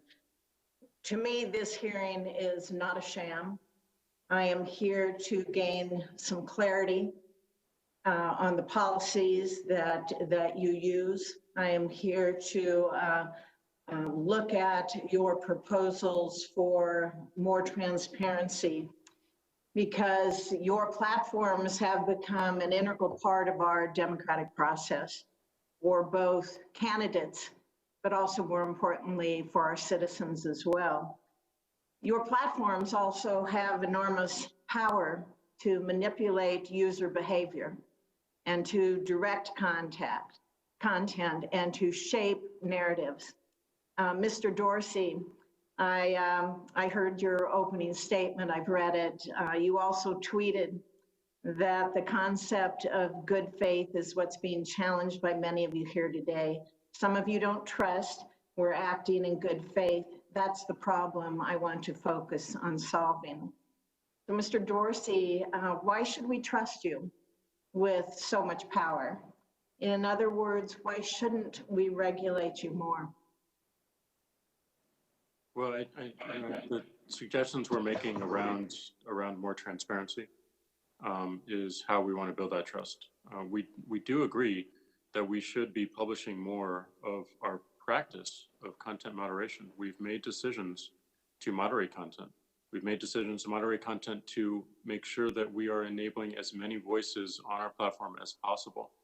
And I acknowledge and completely agree with the concerns that it feels like a black box, and anything that we can do to bring transparency to it, including publishing our policies, our practices, answering very simple questions around how content is moderated, and then doing what we can around the growing trend of algorithms moderating more of this content. As I said, this one is a tough one to actually bring transparency to. Explainability in AI is a field of research, but it is far out. And I think a better opportunity is giving people more choice around the algorithms they use, including people to turn off the algorithms completely, which is what we're attempting to do. So, right, but you can understand the concerns that people have when they see that what many consider you're making value judgments on what's going to be on your platforms. You say users can report content and then you take action, but certainly you can understand that people are very concerned. They're very worried about what they see as manipulation on your part. And to say you're going to have more transparency and yeah, Sir, I would say with respect, I don't think that's enough just to say you're going to have that transparency there and you're not influencing people, because as any time a free press is blocked on both sides, what we would view in the political world as both sides here, when views aren't able to be expressed, that does have a huge amount of influence. I completely understand, and I agree that it's not enough. I don't think transparency alone addresses these concerns. I think we have to continue to push for a more straightforward and fast and efficient appeals process. And I do believe we need to look deeply at algorithms and how they're used and how people have choice on how to use those algorithms or whether they use them. But ultimately, somebody makes a decision. Where does the buck stop? With the algorithms? You know, where does the buck stop? Who's going to make a value judgment? Because in my opinion, it is a value judgment. Well, ultimately, I'm accountable to all the decisions that the company makes, but we want to make sure that we're providing clear frameworks that are objective and that can be tested, and that we have multiple checkpoints associated with them so that we can learn quickly if we're doing something in error. And when your company amplifies some content over others, is it fair for you to have legal protections for your actions? We believe so. Keep in mind, a lot of our algorithms recommending content is focused on saving people time. So we're ranking things that the algorithms believe people would find most relevant, most valuable in the time. But it's your value judgment on what those people would find most relevant. No, it's not a value judgment. It's based on engagement metrics. It's based on who you follow. It's based on activity you take on the network. Mr. Zuckerberg, with your ever expanding content moderation policies, are you materially involved in that content? Senator, yes, I spend a meaningful amount of time on making sure that we get our content policies and enforcement right. Okay, thank you. What, if any, changes do you think should be made to Section 230 to address the specific concerns regarding content moderation that you've heard so far this morning?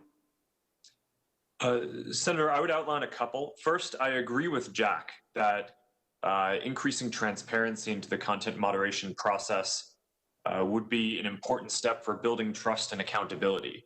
One thing that we already do at Facebook is every quarter we issue a transparency report where for each of the 20 or so categories of harmful content that we are trying to address, so terrorism, child exploitation, incitement of violence, pornography, different types of content, we issue a report on how we're doing, what the prevalence of that content is on our network, and what % of it our systems are able to take down before someone even has to report it to us, and what the precision is, and and basically how accurate our systems are at dealing with it, and getting to the point where everyone across the industry is reporting on a baseline like that. I think would be valuable for people to have these discussions, not just about anecdotes of, okay, I saw a piece of content and I'm not necessarily sure I agree with how that was moderated. It would allow the conversation to move to data so that way we can understand how these platforms are performing overall and hold them accountable. Thank you. At issue with your answer, I think, would be the time involved, that it wouldn't be an immediate response to have that conversation, as you call it. I hope that all three of you gentlemen can answer that question in written questions. So my time is up. Thank you, Mr. Chairman. Thank you, Senator Fisher. I appreciate that. We are going to take now Senator Cantwell's questioning, after which we are going to accommodate our witnesses with a 5-minute recess. So Senator Cantwell, you are recognized. Thank you, Mr. Chairman. Can you hear me? Surely can. And can you see me this time? We can now see you, yes. Okay, well, thank you, Mr. Chairman. And this is such an important hearing. I agree with many of the statements my colleagues have had. that this hearing didn't need to take place at this moment, that the important discussion about how we keep a thriving internet economy and how we continue to make sure that hate speech and misinformation is taken down from the web is something that would probably better been done in January than now. But here we are today, and we've heard some astounding things that I definitely must refute. First of all, I'm not going to take lightly anybody who tries to undermine mail-in voting. Mail-in voting in the United States of America is safe. The state of Washington, the state of Oregon have been doing it for years. There is nothing wrong with our mail-in system. So I think that there'll be secretaries of state, there'll be our law enforcement agencies who've worked hard with state election officials, and others who will be talking about how this process works and how we're going to fight to protect it. I'm also going to not demean an organization just because they happen to be headquartered in the state of Washington or to have business there. That somebody claims that just because the geography of a company somehow makes it uber political for one side of the aisle or another, I seriously doubt. I know that because I see many of you coming to the state of Washington for Republican fundraisers with these officials. I know you know darn well that there are plenty of Republicans that work in high-tech firms. So the notion that somehow these people are crossing the aisle because of something and creating censorship, the notion that free speech is about the ability to say things, and it doesn't take, well, maybe we need to have a history lesson from high school again, but yes, free speech means that people can make outrageous statements about their beliefs. So I think that the CEOs are telling us here what their process is for taking down healthcare information that's in fact, that's not true, that is a threat to the public, and information that is a threat to our democracy. That is what they're talking about.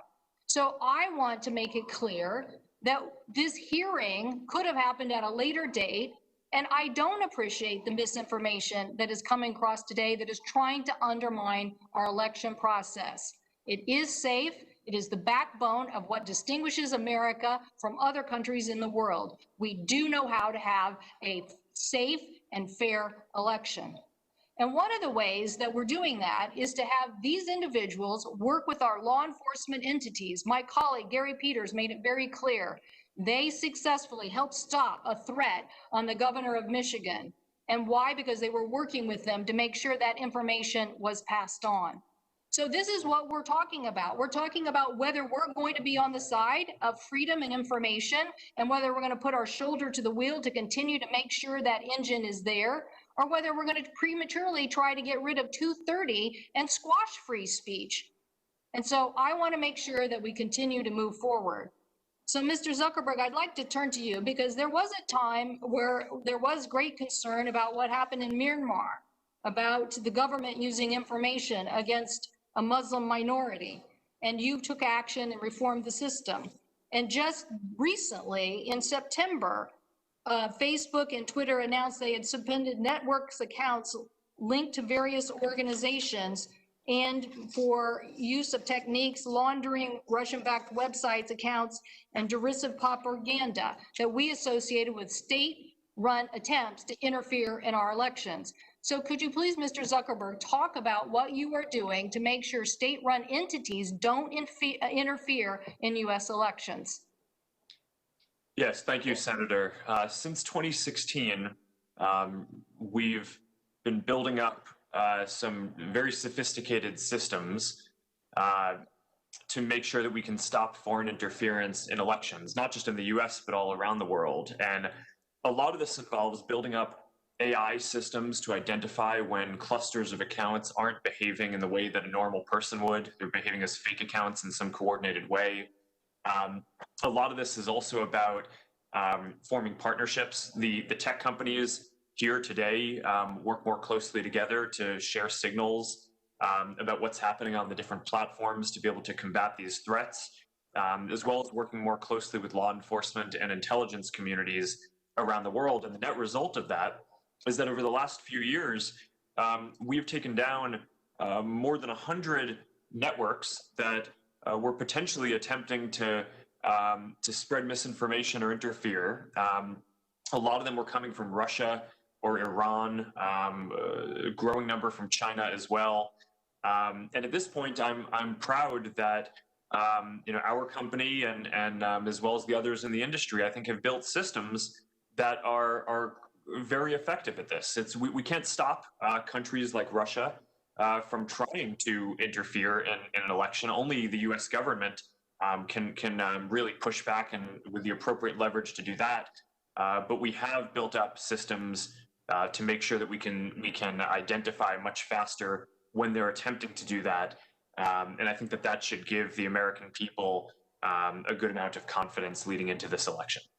And is it true that those entities are trying to find domestic sources to help with that misinformation? Senator, yes, the tactics of these different governments are certainly evolving, including trying to find people outside of their country. And in some cases, we're seeing domestic interference operations as well. And the systems have had to evolve to be able to identify and take those down as well.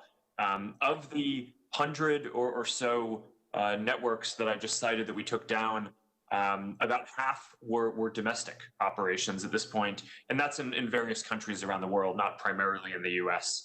But this is a global phenomenon that we need to make sure that we continue pushing forward aggressively on. Thank you. Thank you. Mr. Pachai, I'd like to turn to you for a second because I do want information from Facebook on this point too, but I'd like to turn to you.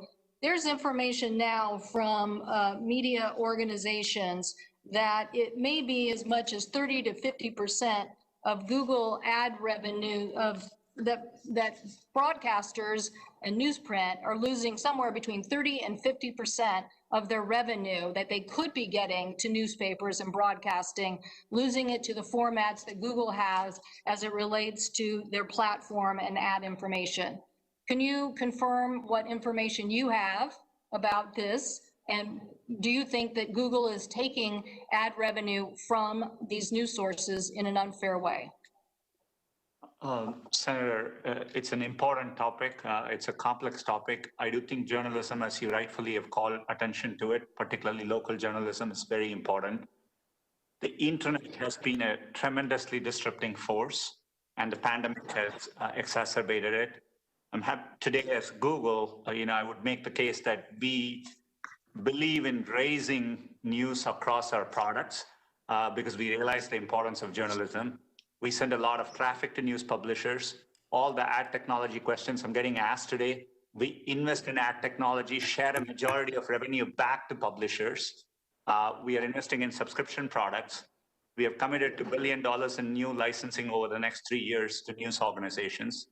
We have set up local emergency fund through COVID for local journalistic institutions.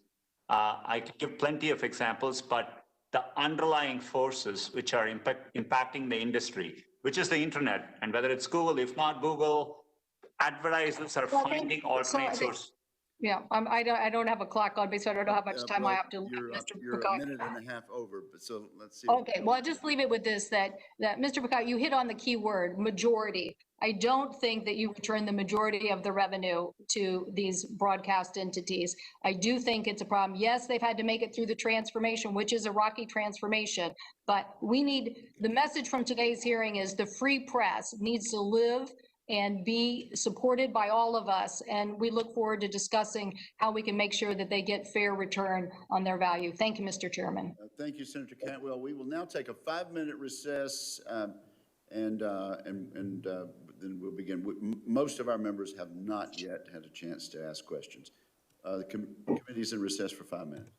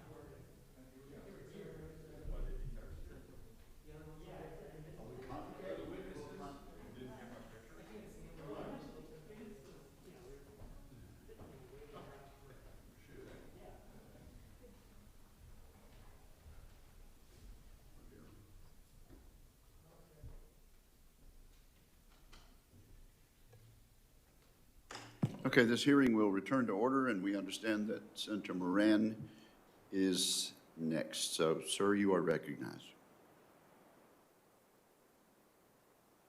Chairman Wicker, thank you very much, and thank you for you and Senator Cantwell hosting this hearing.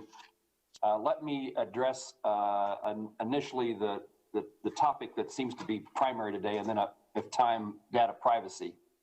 Let me ask all three witnesses, how much money does your company spend annually on content moderation? How many people work in general in the area of content moderation, including by private contract? Let me just start with those two questions. Ultimately, I also want to ask you, how much money does your company spend in defending lawsuits stemming from user content on the platform? Okay, Mr. Zuckerberg, you want to go first there? Senator, we have more than 35,000 people who work on content and safety review, and I believe our budget is multiple billions of dollars a year on this. I think upwards of $3 or maybe even more $1 billion a year, which is a greater amount in revenue that we're spending on this than the whole revenue of our company was the year before we filed to go public in 2012. Thank you. Senator, we use both a combination of human reviewers and AI moderation systems. We have well over 10,000 reviewers, and we are investing there significantly. And I would again, not sure of the exact numbers, but I would say it's in the order of over $1 billion we spend on these things. Thank you, Mr. Dorsey. I don't have the specific numbers, but we want to maintain agility between the people that we have working on this, and also just building better technology to automate it. So our goal is flexibility here. Let me ask the question again about how much would you estimate that your company is currently spending on defending lawsuits related to user content? In the same order, okay? Senator, I don't know the answer to that off the top of my head, but I can get back to you. Thank you. Senator, we do spend a lot on legal lawsuits, but not sure what of it applies to content-related issues, but happy to follow. Thank you. And I don't have those numbers. Let me use your answers to highlight something that I want to be a topic of our conversation as we debate this legislation. Whatever the numbers are, you indicate that they are significant. It's an enormous amount of money and an enormous amount of employee time, contract labor time in dealing with modification of content. These efforts are expensive, and I would highlight for my colleagues on the committee that they will not be any less expensive, perhaps less in scale, but not less in cost for startups and small businesses.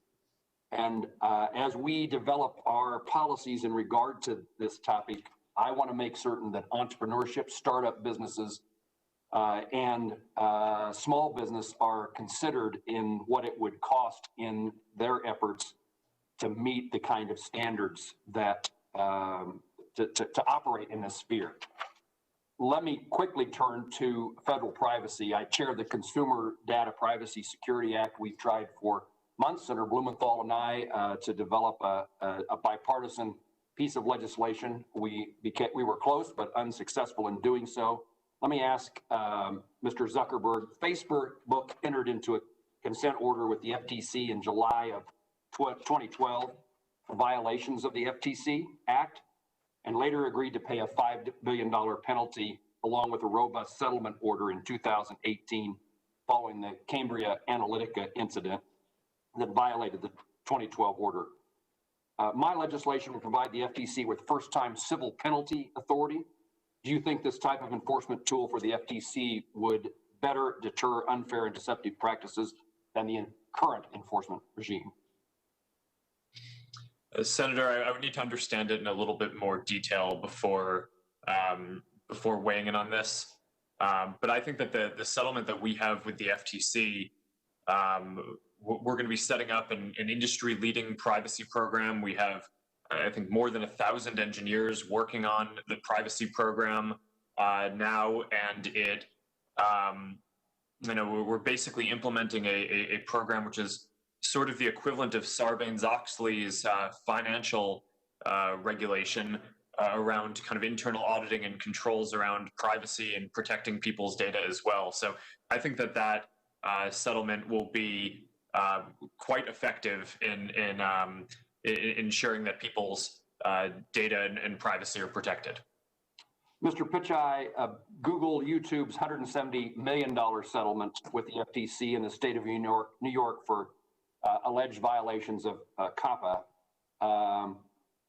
involve persistent identifiers. How should federal legislation address persistent identifiers for consumers over the age of 13?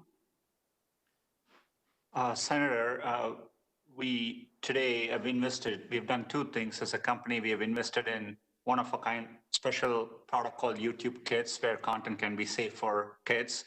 Obviously, on the YouTube main product, today, the way internet gets used, families to view content, and part of our settlement was adapting so that we can accommodate for those use cases as well. Privacy is one of the most important areas we invest in as a company, have thousands of engineers working on it. We believe in giving users control, choice, and transparency.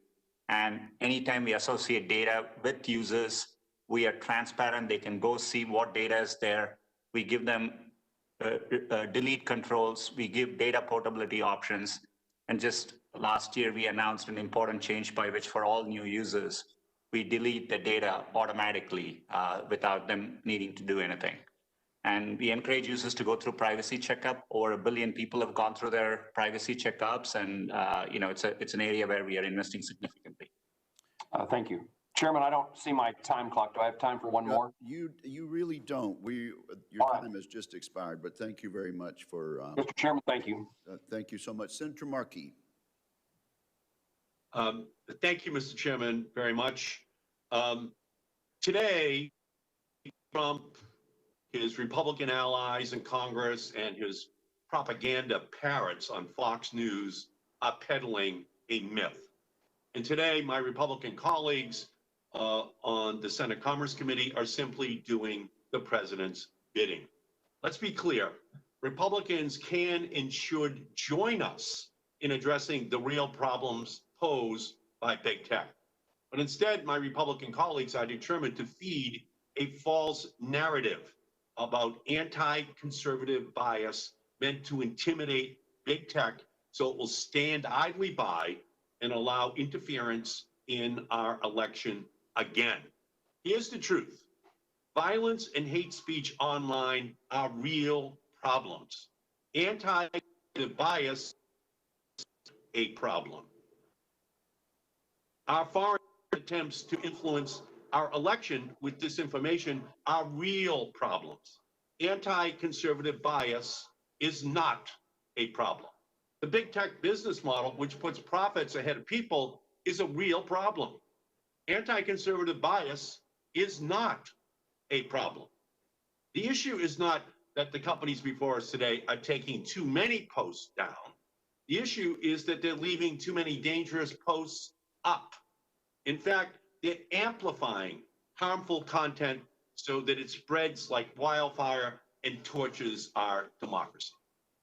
Mr. Zuckerberg, when President Trump posted on Facebook that when the looting starts, the shooting starts, you failed to take down that post. Within a day, the post had hundreds of thousands of shares and likes on Facebook.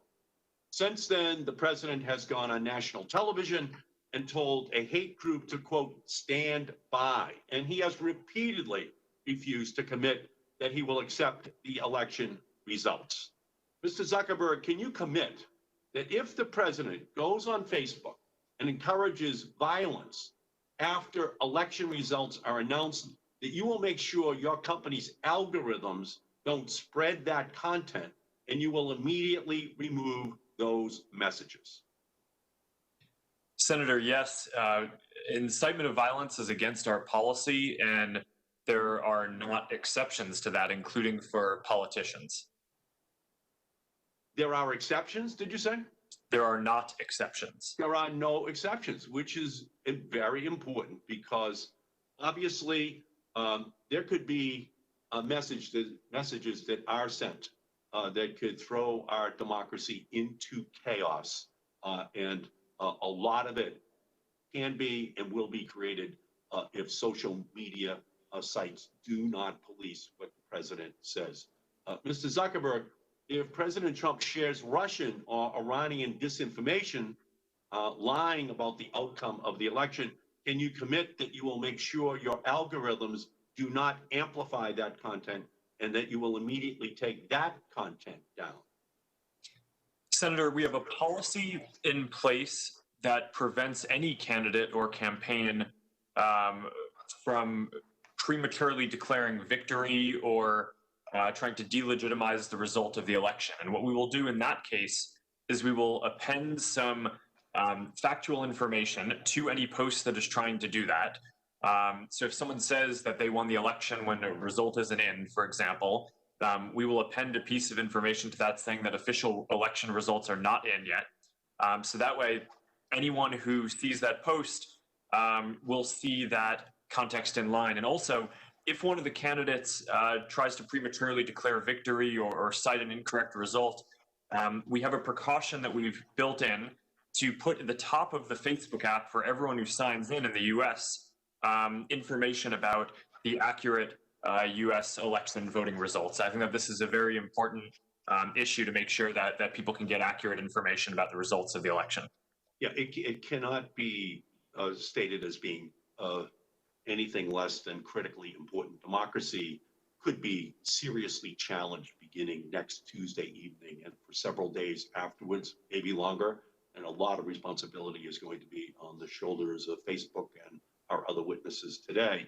Mr. Zuckerberg, if President Trump uses his Facebook account to call for armed private citizens to patrol the polls on Election Day, which would constitute illegal voter intimidation in violation of the Voting Rights Act, will you commit that your algorithms will not spread that content and that you will immediately take that content down? Senator, my understanding is that content like what you're saying would violate our voter suppression policies and would come down. Okay, again, the stakes are going to be very high, and we're going to take that as a commitment that you will do that, because obviously we would otherwise have a serious question mark placed over our elections. We know Facebook cares about one thing, keeping users glued to its platform. One of the ways you do that is with Facebook groups. Mr. Zuckerberg, in 2017, you announced a goal of 1 billion users joining Facebook groups. Unfortunately, these forum pages have become breeding grounds for hate, echo chambers of misinformation, and venues for coordination of violence. Again, Facebook is not only failing to take these pages down, it is actively spreading these pages and helping these groups' recruitment efforts. Facebook's own internal research found that 64% of all extremist group joins are due to Facebook's recommendation tools. Mr. Zuckerberg, will you commit to stopping all group recommendations on your platform until US election results are certified, yes or no? Senator, we have taken the step of stopping recommendations in groups for all political content or social issue groups as a precaution for this. But just to clarify one thing, the vast majority of groups and communities that people are a part of are not extremist organizations or even political. They're interest-based and communities that I think are quite helpful and healthy for people to be a part of. I do think we need to make sure that our recommendation algorithm doesn't encourage people to join extremist groups. That's something that we have already taken a number of steps on, and I agree with you, is very important that we continue to make progress on. Well, your algorithms are promoting online spaces that foster political violence, at the very least, you should disable those algorithms that are recruiting users during this most sensitive period of our democracy. Thank you. Thank you, Mr. Chairman. Thank you, Senator Markey. Mr. Zuckerberg, let me just ask you this. In these scenarios that Senator Markey was posing, that the action of Facebook would not be a function of algorithms in those cases, would it? Senator, I think that you're right, and that's a good clarification. A lot of this is more about enforcement of content policies. Some of the questions were about algorithms. I think group ranking is an algorithm, but broadly, I think a lot of it is content enforcement. Thank you for clarifying that. Senator Blackburn, you are recognized. Thank you, Mr. Chairman, and I want to thank each of you for coming to us voluntarily. We appreciate that. There are undoubtedly benefits to using your platforms. As you have heard everyone mention today, there are also some concerns, which you're also hearing. Privacy, free speech, politics, religion. And I have kind of chuckled as I've sat here listening to you all, that book, Valley of the Gods. It reminds me that you all are kind of in control of what people are going to hear, what they're going to see, and therefore you have the ability to dictate what is coming in, what information is coming into them. And I think it's important to realize, you know, you're set up as an information source, not as a news media. And so therefore, censoring things that you all think unseemly may be something that is not unseemly to people in other parts of the country. But let me ask each of you very quickly, do any of you have any content moderators who are conservatives? Mr. Dorsey first, yes or no? But we don't ask political ideology. Okay, you don't. Okay, Mr. Zuckerberg? Senator, we don't ask for their ideology, but just statistically, there are 35,000 of them in cities and places all across the country and world. So I would imagine yes. Mr. Patai? The answer would be yes, because we hire them, through the United States. Okay, all right. And looking at some of your censoring, Mr. Dorsey, you all have censored Joe Biden 0 times. You have censored Donald Trump 65 times. So I want to go back to Senator Gardner's questions. You claimed earlier that the Holocaust denial and threats of Jewish genocide by Iran's terrorist Ayatollah don't violate Twitter's so-called rules, and that it's important for world leaders like Iran's terrorist leader to have a platform on Twitter. So let me ask you this, who elected the Ayatollah? I don't know. You don't know? Okay. I think this is called a dictatorship. So are people in Iran allowed to use Twitter, or does the country whose leader you claim deserves a platform ban them from doing so? Ideally, we would love for the people of Iran to use Twitter. Well, Iran bans Twitter, and Mr. Zuckerberg, I know you are aware they ban Facebook also. So, Mr. Dorsey, is Donald Trump a world leader? Yes. Okay, so it would be important for world leaders to have access to your platform, correct? Correct. And so why do you deny that platform via censorship to the U.S. president? We haven't censored the U.S. president. Oh, yes, you have. How many posts from Iran's terrorist Ayatollah have you censored? How many posts from Vladimir Putin have you censored?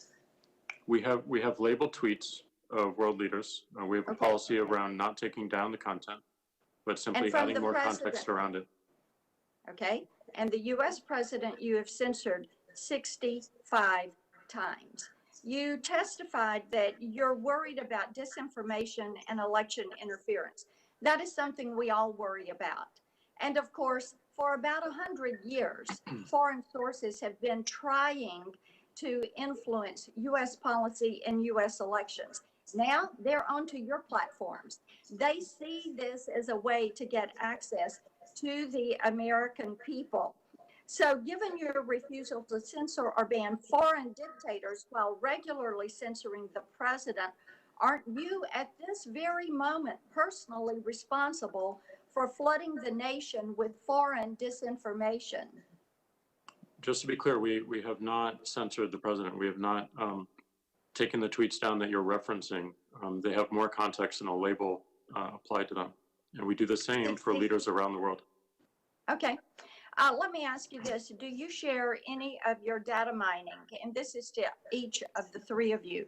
Do you share any of your data mining with the Democrat National Committee? I'm not sure what you mean by the question, but we have a data platform that we have a number of customers. I'm not sure of the customer list. Okay, and you said you don't keep lists. I made that note. Well, keep list of accounts that we watch. We don't keep a list of accounts that we watch. All right. Okay, Mr. Pachai, is Blake Lemoyne, one of your engineers, still working with you? Senator, I'm familiar with his name as an employee. I'm not sure whether he's currently an employee. Okay. Well, he has had very unkind things to say about me, and I was just wondering if you all had still kept him working there. Also, I want to mention with you, Mr. Pachai, the way you all have censored some things. Google searches for Joe Biden generated approximately 30,000 impressions for Breitbart links. This was on May 1. And after May 5th, both the impressions and the clicks went to zero.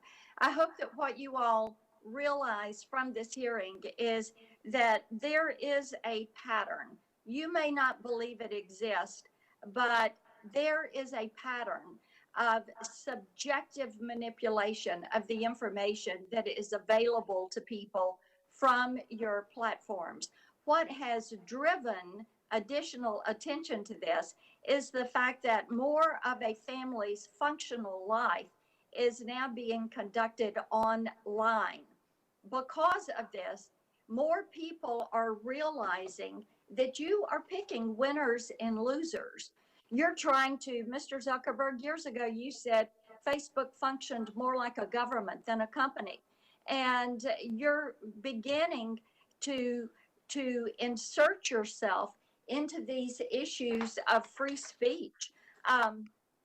Mr. Zuckerberg, with my time that is left, let me ask you this. You mentioned early in your remarks that you saw some things as competing equities. Is the First Amendment a given right, or is that a competing equity? Expression. I believe strongly in free expression. Sorry if I was on mute there. But I do think that, like all equities, it is balanced against other equities like safety and privacy. And even the people who believe in the strongest possible interpretation of the First Amendment still believe that there should be some limits on speech when it could cause imminent risk of physical harm. The kind of famous example that's used is that you can't shout fire in a crowded theater. So I think that getting those equities and the balance right is the challenge that we face. The time has expired. Perhaps we can follow. Well, we believe in the First Amendment, and we are going to, yes, we will have questions to follow up. Thank you, Mr. Chairman. I can't see the clock. Thank you. Senator Udall. Mr. Chairman, thank you, and Senator Cantwell, really appreciate this hearing. I want to start by laying out three facts. The U.S. intelligence community has found that the Russian government is intent on election interference in the United States. They did it in 2016, they're doing it in 2020. The intelligence also says they want to help President Trump. They did so in 2016. President doesn't like this to be said, but it's a fact. We also know that the Russian strategy this time around is going after Hunter Biden. So I recognize that the details of how to handle misinformation on the internet are tough. But I think the companies like Twitter and Facebook that took action to not be a part of a suspected Russian election interference operation were doing the right thing. And let me be clear, no one believes these companies represent the law or represent the public. When we say work the refs, the U.S. government is the referee. The FCC, the Congress, the presidency, and the Supreme Court are the referees.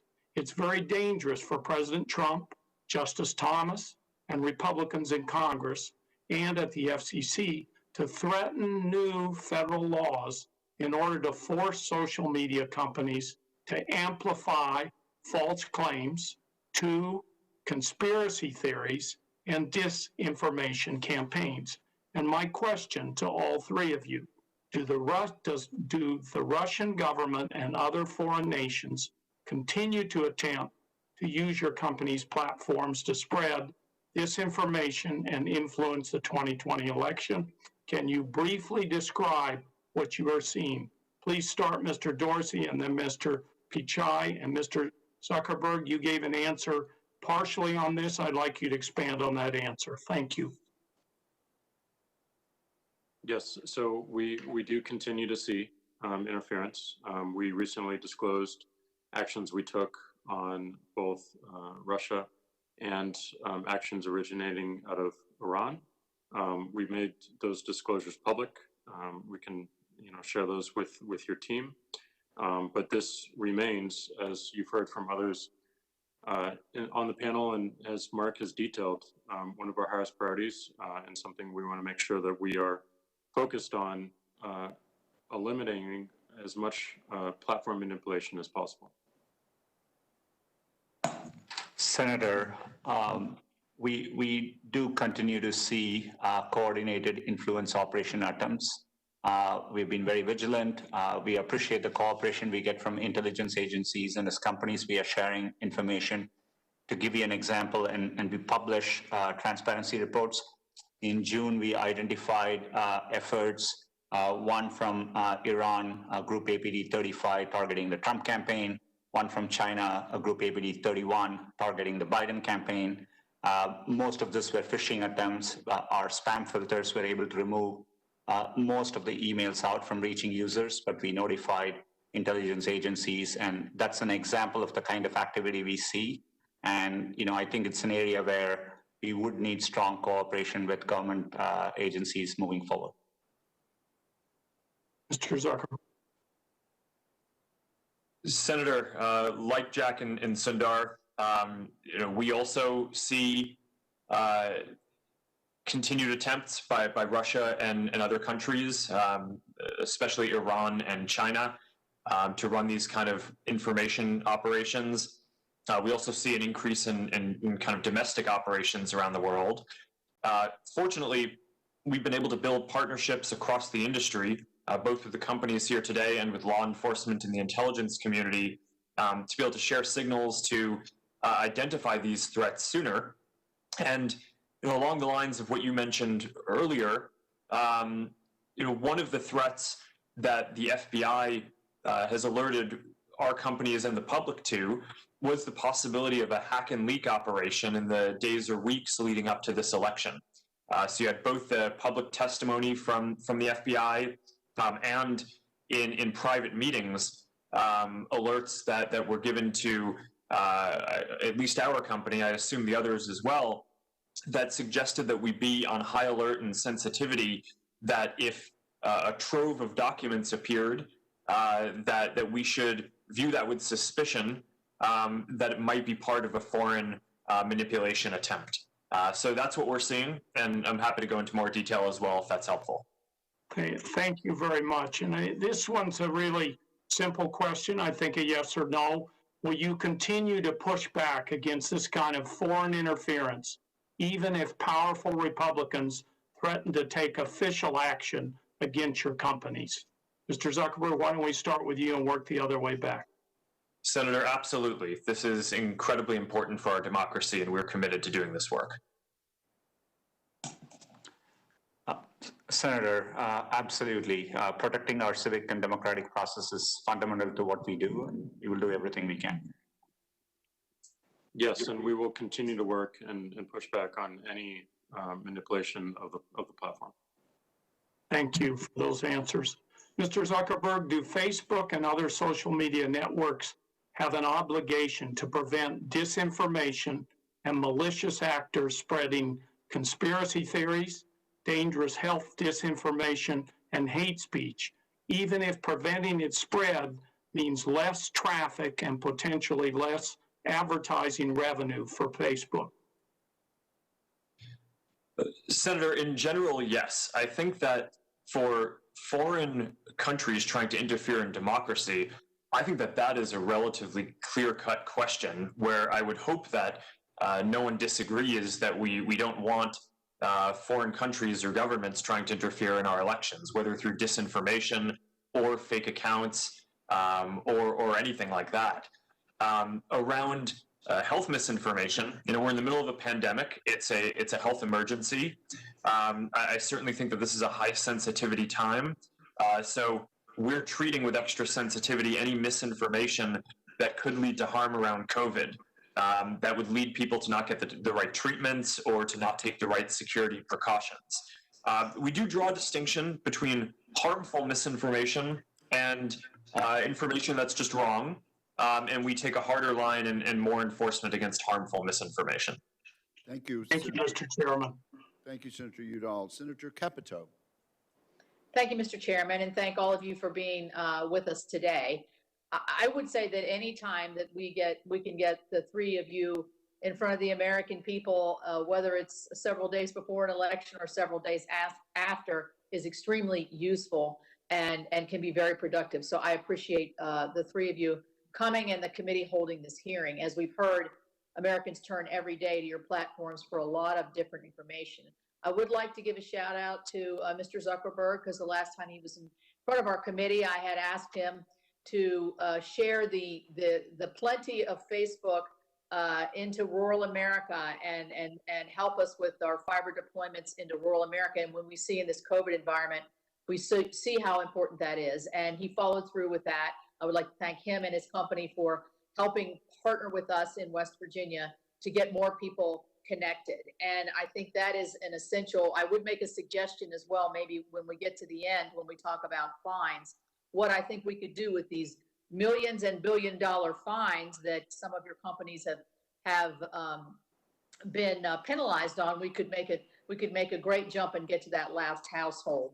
But the topic today is on objectionable content and how you make those judgments. So quickly, each one of you, I know that in the Section 230, it says that the term is objectionable content or otherwise objectionable. Would you be in favor of redefining that more specifically? That's awful broad, and that's where I think some of these questions become very difficult to answer. So we'll start with Mr. Dorsey on the how do you define otherwise objectionable, and how can we improve that definition so that it's easier to follow? Well, our interpretation of objectionable is anything that is limiting potentially the speech of others. A lot of our policies are focused on making sure that people feel safe to express themselves.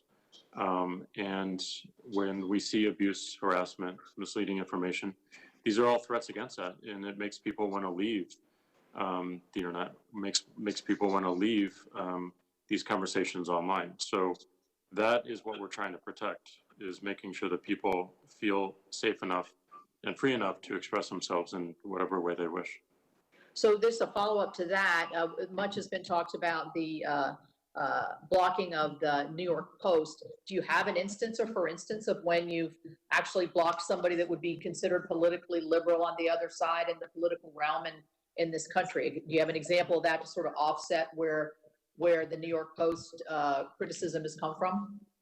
Well, we don't have an understanding of the ideology of any one particular account, and that is also not how our policies are written or our enforcement taken. So I'm sure there are a number of examples, but that is not our focus. We're looking purely at the violations of our policies, taking action against that. Yeah, Mr. Zuckerberg, how would you define otherwise objectionable, objectionable? If not, how would you define it, but how would you refine the definition of that to make it more objective than subjective? Senator, thank you. When I look at the written language in Section 230 and the content that we think shouldn't be allowed on our services, some of the things that we bucket in otherwise objectionable content today include general bullying and harassment of people on the platform. So somewhat similar to what Jack was just talking about a minute ago. And I would worry that some of the proposals that suggest getting rid of the phrase otherwise objectionable from Section 230 would limit our ability to remove bullying and harassing content from our platforms, which I think would make them worse places for people. So I think we need to be very careful in how we think through that. Oh, thank you. Mr. Pichai? Senator, maybe where I would add is that the content is so dynamic. YouTube gets 500 hours per minute of video uploaded on an average any day. Search 15% of queries we have never seen before. To give you an example, a few years ago, there was an issue around teenagers consuming Tide Pods, and it was a kind of issue which was causing real harm. When we run into those situations, we are able to act with certainty and protect our users. The Christchurch shooting, where there was a live shooter, live streaming horrific images, it was a learning moment for all our platforms. We were able to intervene, again, with certainty. And so that's what otherwise objectionable allows. And, I think that flexibility is what allows us to focus.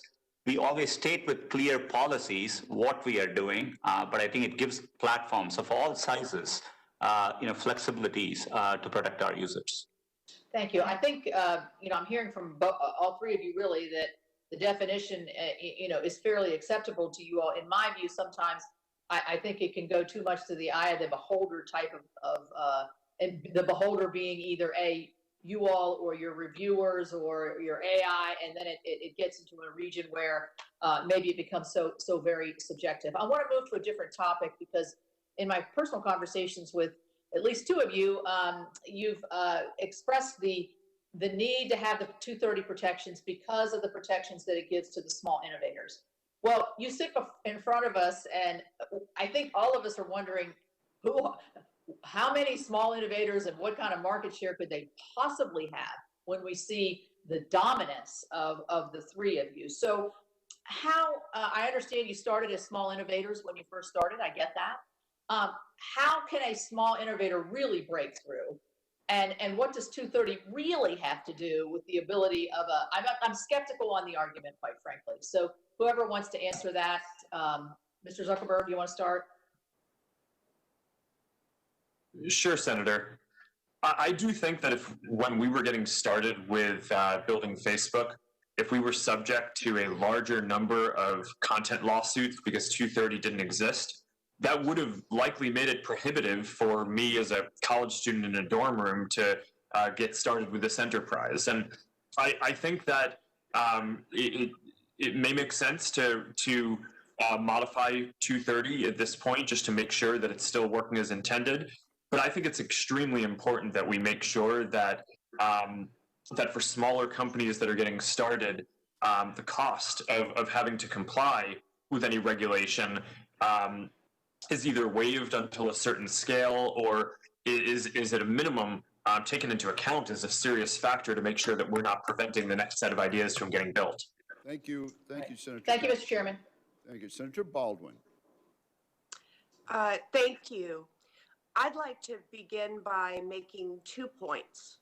I believe the Republicans have called this hearing in order to support a false narrative fabricated by the president to help his reelection prospects. And number 2, I believe that the tech companies here today need to take more action, not less, to combat misinformation, including misinformation on the election, misinformation on the COVID-19 pandemic, and misinformation and posts meant to incite violence. And that should include misinformation spread by President Trump on their platforms. So I want to start with asking the committee clerk to bring up my first slide.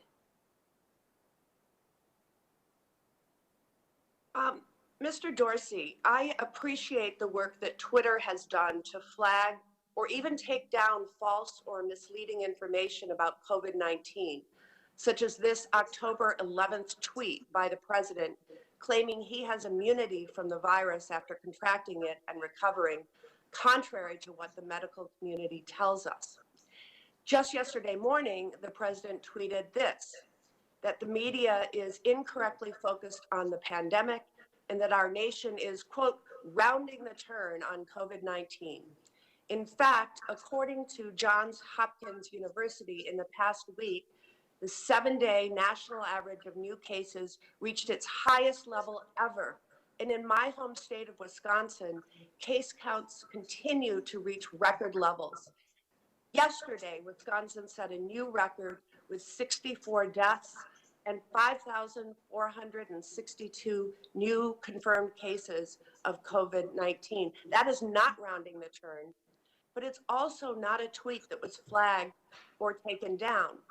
Mr. Dorsey, given the volume of misleading posts about COVID-19 out there, do you prioritize removal based on something like the reach or audience of a particular user of Twitter? I could be mistaken, but it looks like the tweet that you showed actually did have a label pointing to both of them, pointing to our COVID resource hub in our interface. So in regards to misleading information, we have policies against manipulated media in support of public health and COVID information, and election interference and civic integrity. And we take action on it. In some cases, it's labeling. In some cases, it's removal. What additional steps are you planning to take to address dangerously misleading tweets like the president's rounding the turn tweet? We want to make sure that we are giving people as much information as possible, and that ultimately we're connecting the dots. When they see information like that, that they have an easy way to get an official resource or many more viewpoints on what they're seeing. So we'll continue to refine our policy. We'll continue to refine our enforcement around misleading information. And we're looking deeply at how we can evolve our product to do the same. Mr. Zuckerberg, I want to turn to you to talk about the ongoing issue of right-wing militias using Facebook as a platform to organize and promote violence. Could the committee clerk please bring up my second slide?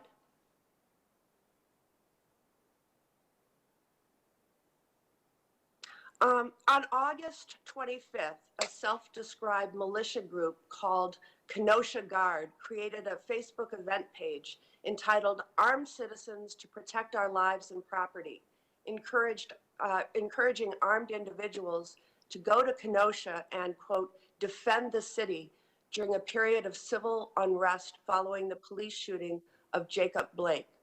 That evening, a 17-year-old from Illinois did just that and ended up killing 2 protesters and seriously injuring a third. Commenters in this group wrote that they wanted to kill looters and rioters and switch to real bullets and put a stop to these rioting, impetuous children. While Facebook has already had a policy in place banning militia groups, this page remained in place. According to press reports, Facebook received more than 450 complaints about this page, but your content moderators did not remove it, something you subsequently called an operational mistake. Recently, as you heard earlier in questions, the alleged plot to kidnap Michigan Governor Gretchen Whitmer and the potential for intimidation or even violence at voting locations show that the proliferation of the threat of violence on Facebook remains a very real and urgent problem.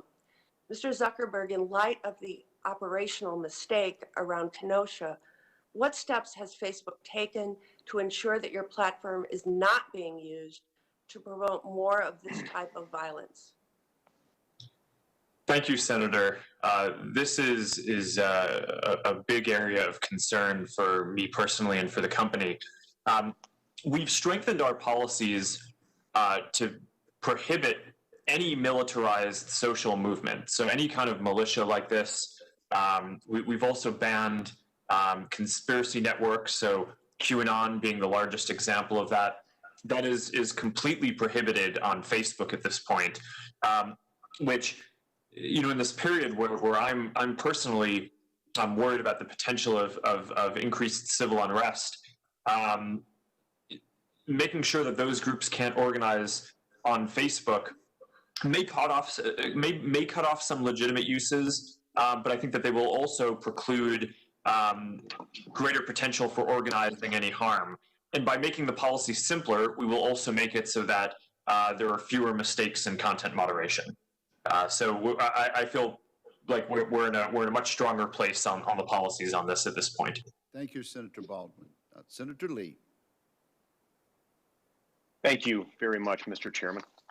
I want to read a few quotes from each of you, or each of our three witnesses, and from your companies, and then I may ask for a response. So, Mr. Zuckerberg, this one's from you. You said, quote, "We've built Facebook to be a platform for all ideas. Our community's success depends on everyone feeling comfortable sharing what they want. It doesn't make sense for our mission or for our business to suppress political content or prevent anyone from seeing what matters most to them."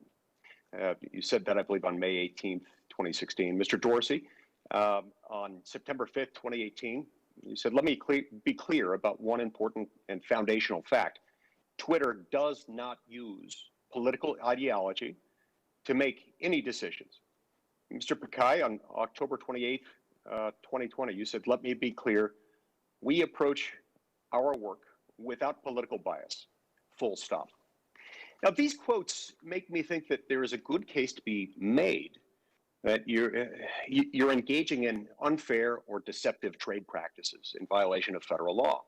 I see these quotes where each of you tell consumers and the public about your business practices. But then you seem to do the opposite and take censorship-related actions against the president, against members of his administration, against the New York Post, the Babylon Bee, the Federalist, pro-life groups, and there are countless other examples. In fact, I think the trend is clear that you almost always censor, meaning, and when I use the word censor here, I mean block content, fact check, or label content, or demonetize websites of conservative, Republican, or pro-life individuals or groups or companies contradicting your commercial promises. But I don't see this suppression of high-profile liberal commentators. So, for example, have you ever censored a Democratic senator? How about President Obama? How about a Democratic presidential candidate? How about Planned Parenthood or NARAL or Emily's List? So, Mr. Zuckerberg, Mr. Dorsey, and Mr. Pakai, can any of you, and let's go in that order, Zuckerberg, Dorsey, and then Pakai, can you name for me one high-profile person or entity from a liberal ideology who you have censored, and what particular action you took?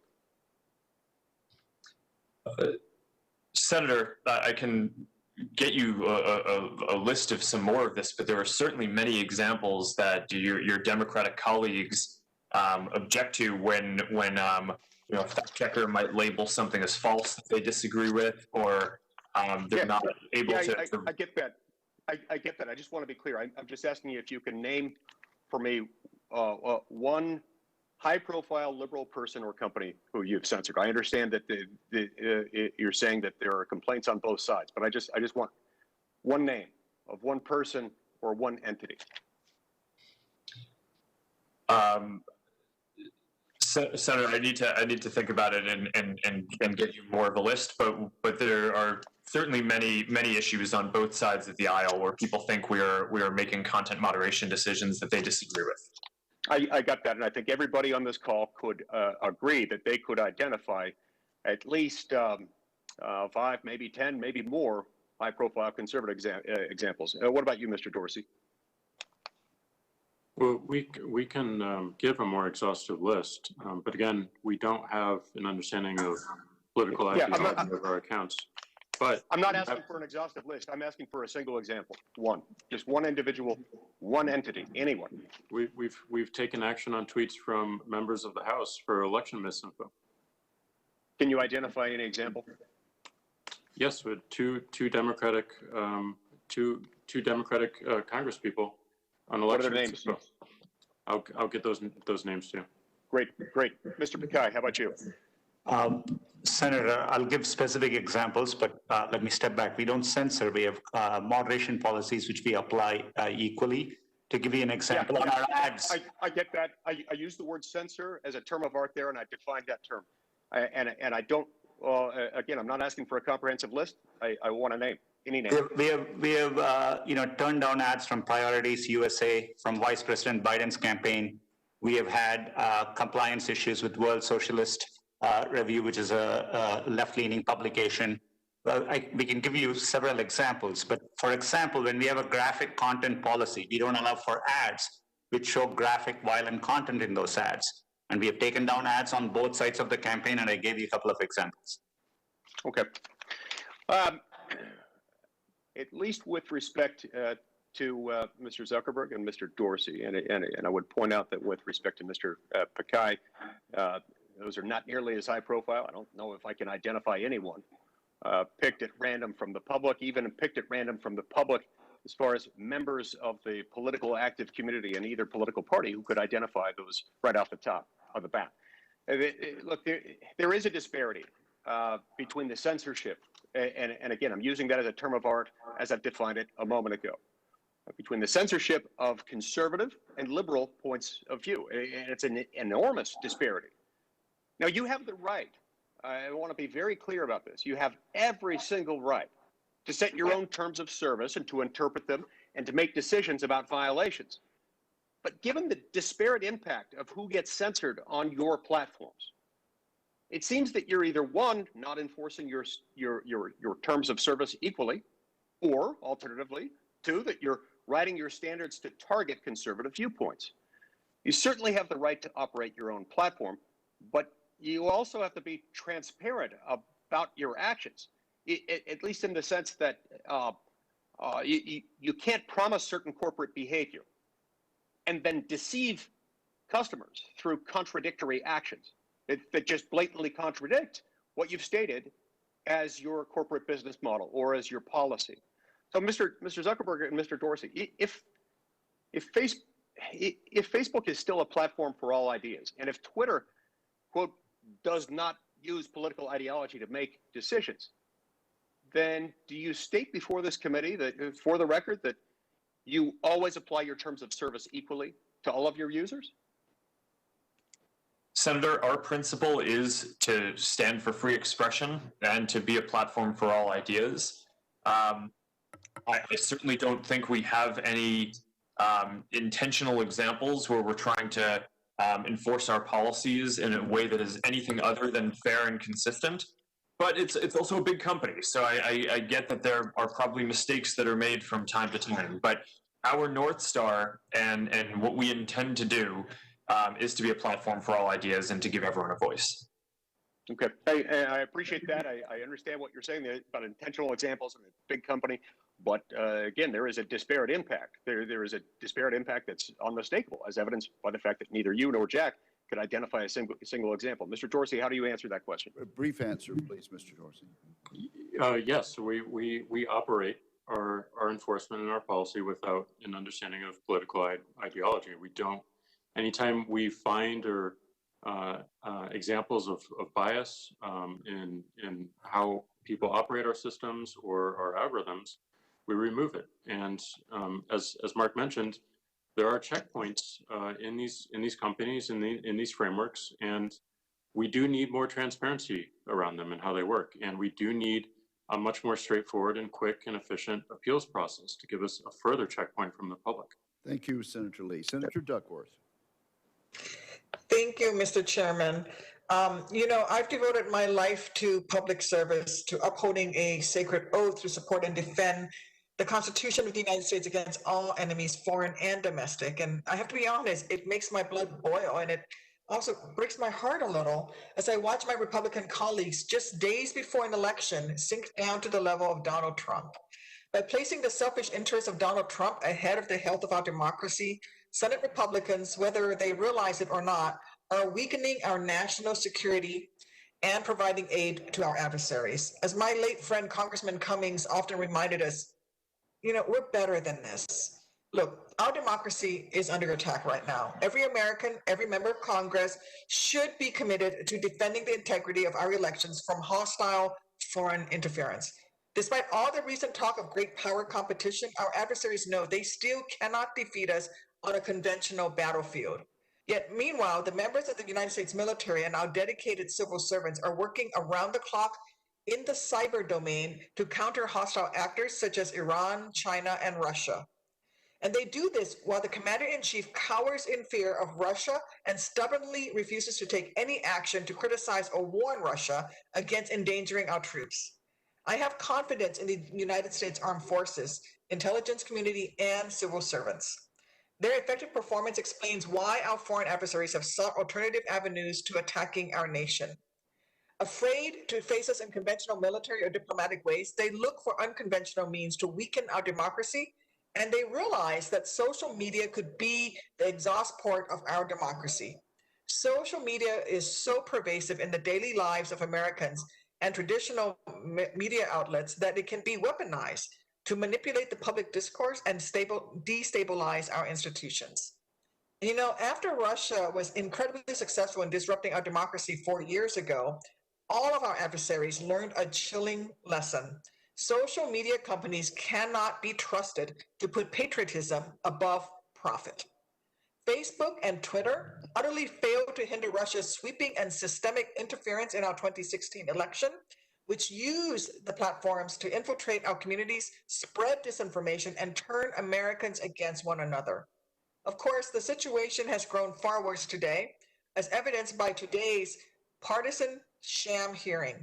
While corporations may plead ignorance prior to the 2016 election, President Trump and his Republican enablers in the Senate have no such excuse.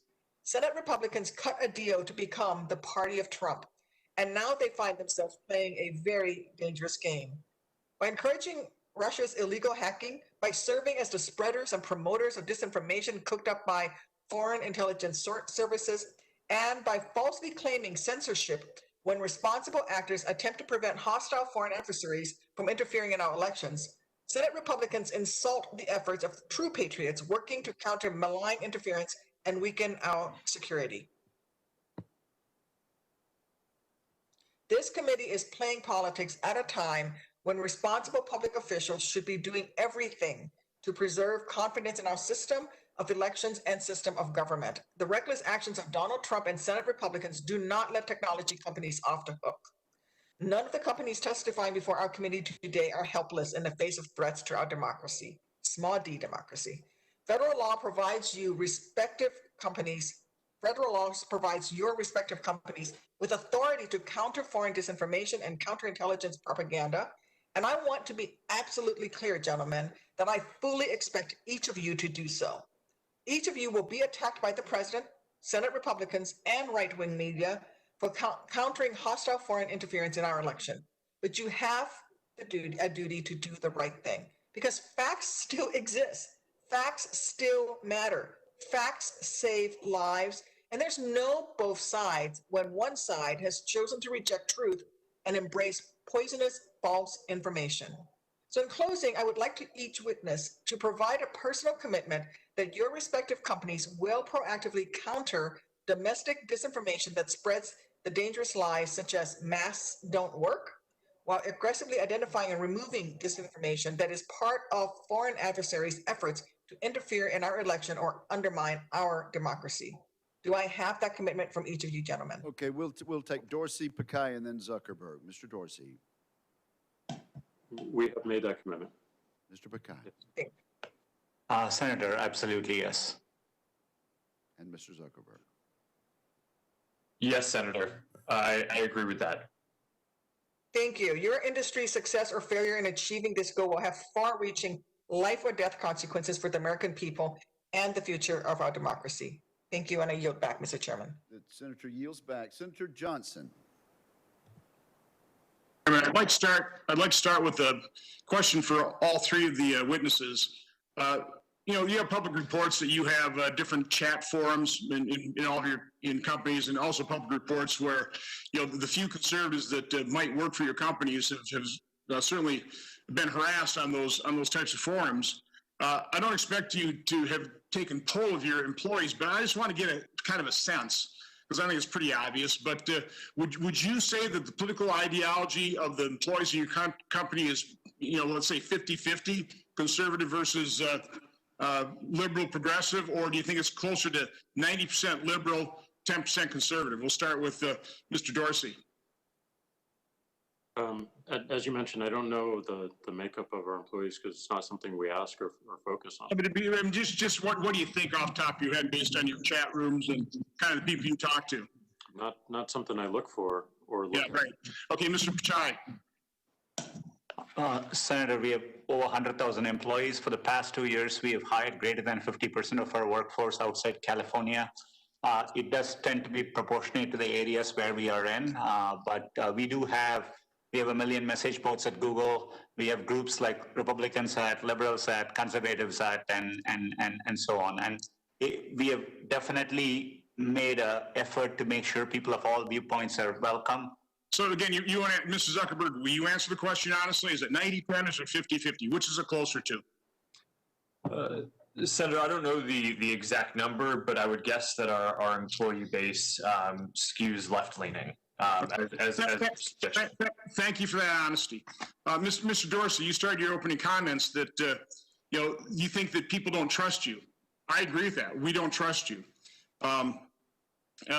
You all say you're fair and you're consistent, you're neutral, you're unbiased. Mr. Dorsey, I think the most incredible answer I've seen so far in this hearing is when Senator Cruz asked, does Twitter have the ability to influence elections? Again, does Twitter have the ability to influence elections? You said no. Did you stick with that answer, that you don't even believe? And let's face it, you all believe that Russia has the ability to influence elections or interfere by using your social platforms. Mr. Dorsey, do you still deny that you don't have the ability to influence and interfere in our elections? Yeah, I mean, my answer was around people's choice around other communication channels. No, your answer was, the question was, does Twitter have the ability to influence elections? And you said no. Do you still stand by that answer? Twitter as a company, no. No, you don't think you have the ability by moderation policies, by, as Senator Lee would call, and I would call it censoring, you know, what you do with the New York Post. You don't think that censorship, that moderation of policies, you don't think that influences elections by withholding what I believe is true information from the American public? You don't think that interferes in elections? Not our current moderation policies. Our current moderation policies are to protect the conversation and the integrity of the conversation around the elections. Okay, for both Mr. Zuckerberg and Dorsey, who censored the New York Post stories or throttled them back, do either one of you have any evidence that the New York Post story is part of Russian disinformation, or that those emails aren't authentic? Do any of you have any information whatsoever they're not authentic, or that they are Russian disinformation? Mr. Dorsey, we don't. You have no. So why would you censor it? Why did you prevent that from being disseminated on your platform that is supposed to be for the free expression of ideas, and particularly true ideas? We believed it fell afoul of our hacking materials policy. We judged in a moment. What evidence did you have that it was hacked? They weren't hacked. We judged in a moment that it looked like it was hacked materials. You were wrong. Surfacing, and we updated our policy and our enforcement within 24 hours. Mr. Zuckerman? Mr. Zuckerberg? Senator, as I testified before, we relied heavily on the FBI's intelligence and alerts to us, both through their public testimony and private briefings and alerts they gave us. Did the FBI contact you and say the New York Post story was false? Senator, not about that story specifically. Why did you throttle it back? General. Why did you throttle it back? They alerted us to be on heightened alert around a risk of hack and leak operations, around a release trove of information. And Senator, to be clear on this, we didn't censor the content. We flagged it for fact checkers to review, and pending that review, we temporarily constrained its distribution to make sure that it didn't spread wildly while it was being reviewed. But it's not up to us either to determine whether it's Russian interference nor whether it's true. We rely on the FBI and intelligence and fact checkers to do that. Mr. Dorsey, you talked about your policies toward misinformation, and that you will block misinformation if it's against civic integrity, election interference, or voter suppression. Let me give you a tweet that was put up on Twitter. It says, Senator Ron Johnson is my neighbor and strangled our dog, Buttons, right in front of my 4-year-old son and 3-year-old daughter. The police refuse to investigate. This is a complete lie, but important to retweet and note that there are more of my lies to come. Now, we contacted Twitter and we asked them to take it down, and here's the response. Thanks for reaching out. We escalated this to our support team for their review, and they have determined that this is not a violation of our policies. So, Mr. Dorsey, how could a complete lie, it's admitted it's a lie, how does that not affect civic integrity? How could you view that not as being election interference? Let's face it, that could definitely impact my ability to get reelected. How could that not be a violation of voter suppression? Obviously, if people think I'm strangling my neighbor's dog, they may not show up at the polls. That would be voter suppression. So why didn't Twitter take that? By the way, that tweet was retweeted like something like 17,000 times and viewed by and loved, commented, appreciated by over 50,000 people. How is that not voter suppression? How is that not election interference? How does that not affect the civic integrity? We'll have to look into our enforcement or non-enforcement in this case of the tweet, and we can get back to you with more context. So, Mr. Zuckerberg, in that same June hearing, real quick, Mr. Dorsey, you referred to that June hearing with Stefan Wolfgram, had all kinds of good ideas. That's 16 months ago. Why haven't you implemented any of those transparency ideas that you thought were pretty good 16 months ago? Well, he was talking about algorithmic choice, and we have implemented one of them, which is we allow people to turn off the ranking over timeline. The rest is work, and it's going to take some time. Well, I'd get to it if I were you. Thank you, Mr. Chairman. Senator Johnson, thank you. Let me just make sure I understood the answer, Mr. Dorsey and Mr. Zuckerberg. Mr. Dorsey, did I understand you to say that you have no information indicating that the New York Post story about Hunter Biden has a Russian source? Did I understand correctly? Yes, not that I'm aware of. And is that also your answer, Mr. Zuckerberg, that you have no information at all to indicate that Russia was the source of this New York Post article? Senator, I would rely on the FBI to make that assessment. But you don't have any such information, do you? I do not myself. I'm just trying to clarify the answer to Senator Johnson's question. Thank you very much for indulging me there. Senator Tester, you are next, sir. I want to thank you, Mr. Chairman, and I want to thank Sundar and Jack and Mark for being in front of this committee. There is no doubt that there's some major issues with Google and Facebook and Twitter that Congress needs to address. Quite frankly, big tech is the unregulated Wild West that needs to be held accountable. And we do need to hear from all three of you about a range of critical issues that Americans deserve answers on, like data privacy, antitrust, the proliferation of misinformation on your platforms. In a moment, I'm going to ask all of you to commit to returning to this committee early next year to have a hearing on these important issues. But the truth is, my Republican colleagues arranged this hearing less than a week from Election Day for one specific reason: to make a last-ditch case based on shoddy evidence that these companies are censoring conservative voices. It is a stunt, and it's a cheap stunt at that. It is crystal clear that this hearing is designed to cast doubt on the fairness of the upcoming election and to work with the platforms to allow bad information to stay up as November 3rd approaches. It is also crystal clear that the directive to hold this political hearing comes straight from the White House. And it is a sad day when the United States Senate, an equal part of an independent branch of government, allows the Senate's halls to be used for the president's political stunts. There is a national election in 6 days, Mr. Chairman. You had nearly 2 years to hold this hearing, and it's happening 6 days before the election. The idea that we should have a sober hearing about putting the reins on big tech 6 days before the election, quite frankly, doesn't pass the smell test. Today, this hearing is about electoral politics. I know it, you know it, everybody in this room knows it. And I know the American people are smart enough to figure that out. I'm going to talk a little more about that in a second. But first, I want to thank the panel once again for being here. And I want to start by asking a question about making a more sincere effort to discuss the issues that surround big tech down the road. So the question for the panel, and this is a yes or no answer: will you commit to returning to testify again in the new Congress? Start with you, Jack. Yes, we're always happy to, myself or one of our teammates is always happy to talk to American people. Sundar? Senator, yes, we have engaged many times, and we are happy to continue that engagement with Congress. How about you, Mark?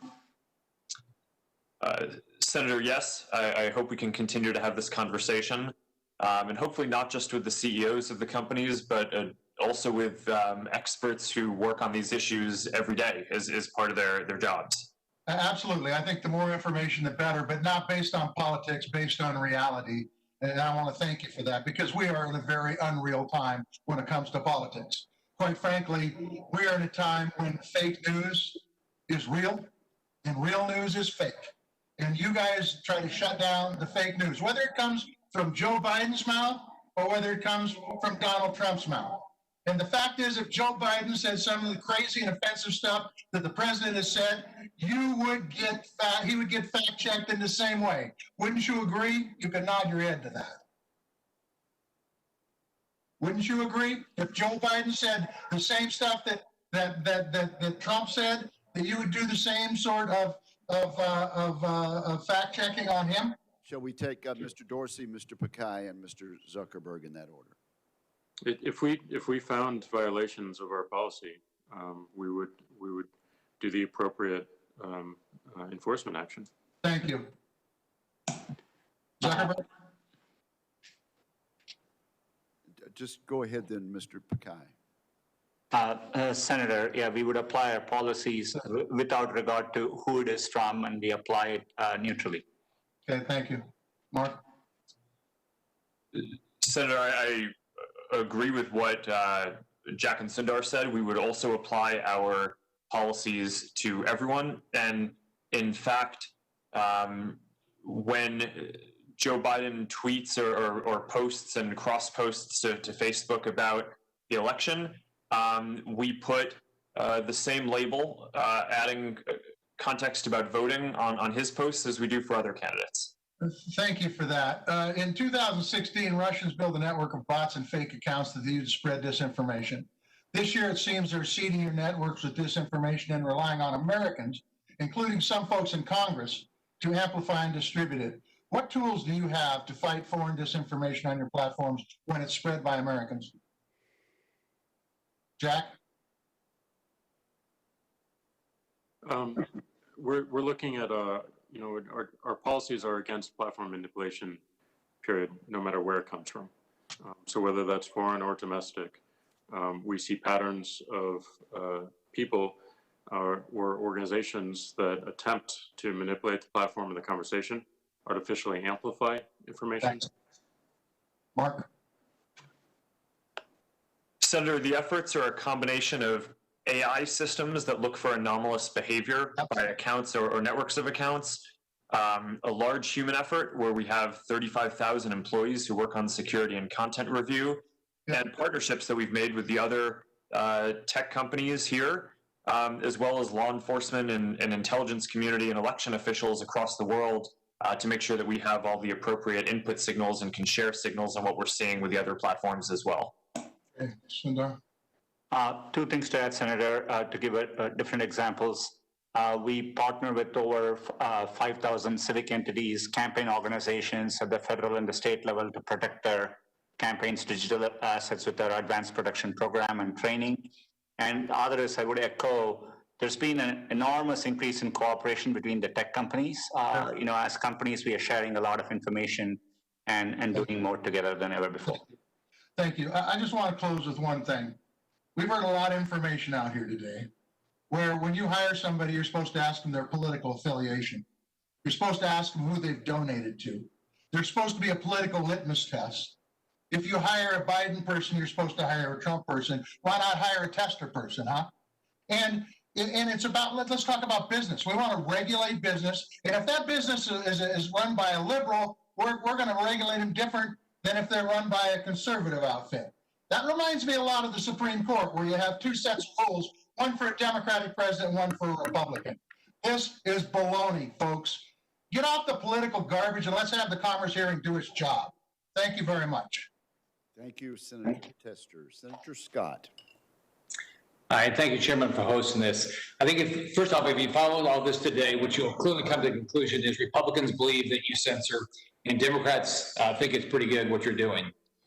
We're blessed to live in the United States, a democracy where we are granted individual freedoms and liberties under the Constitution.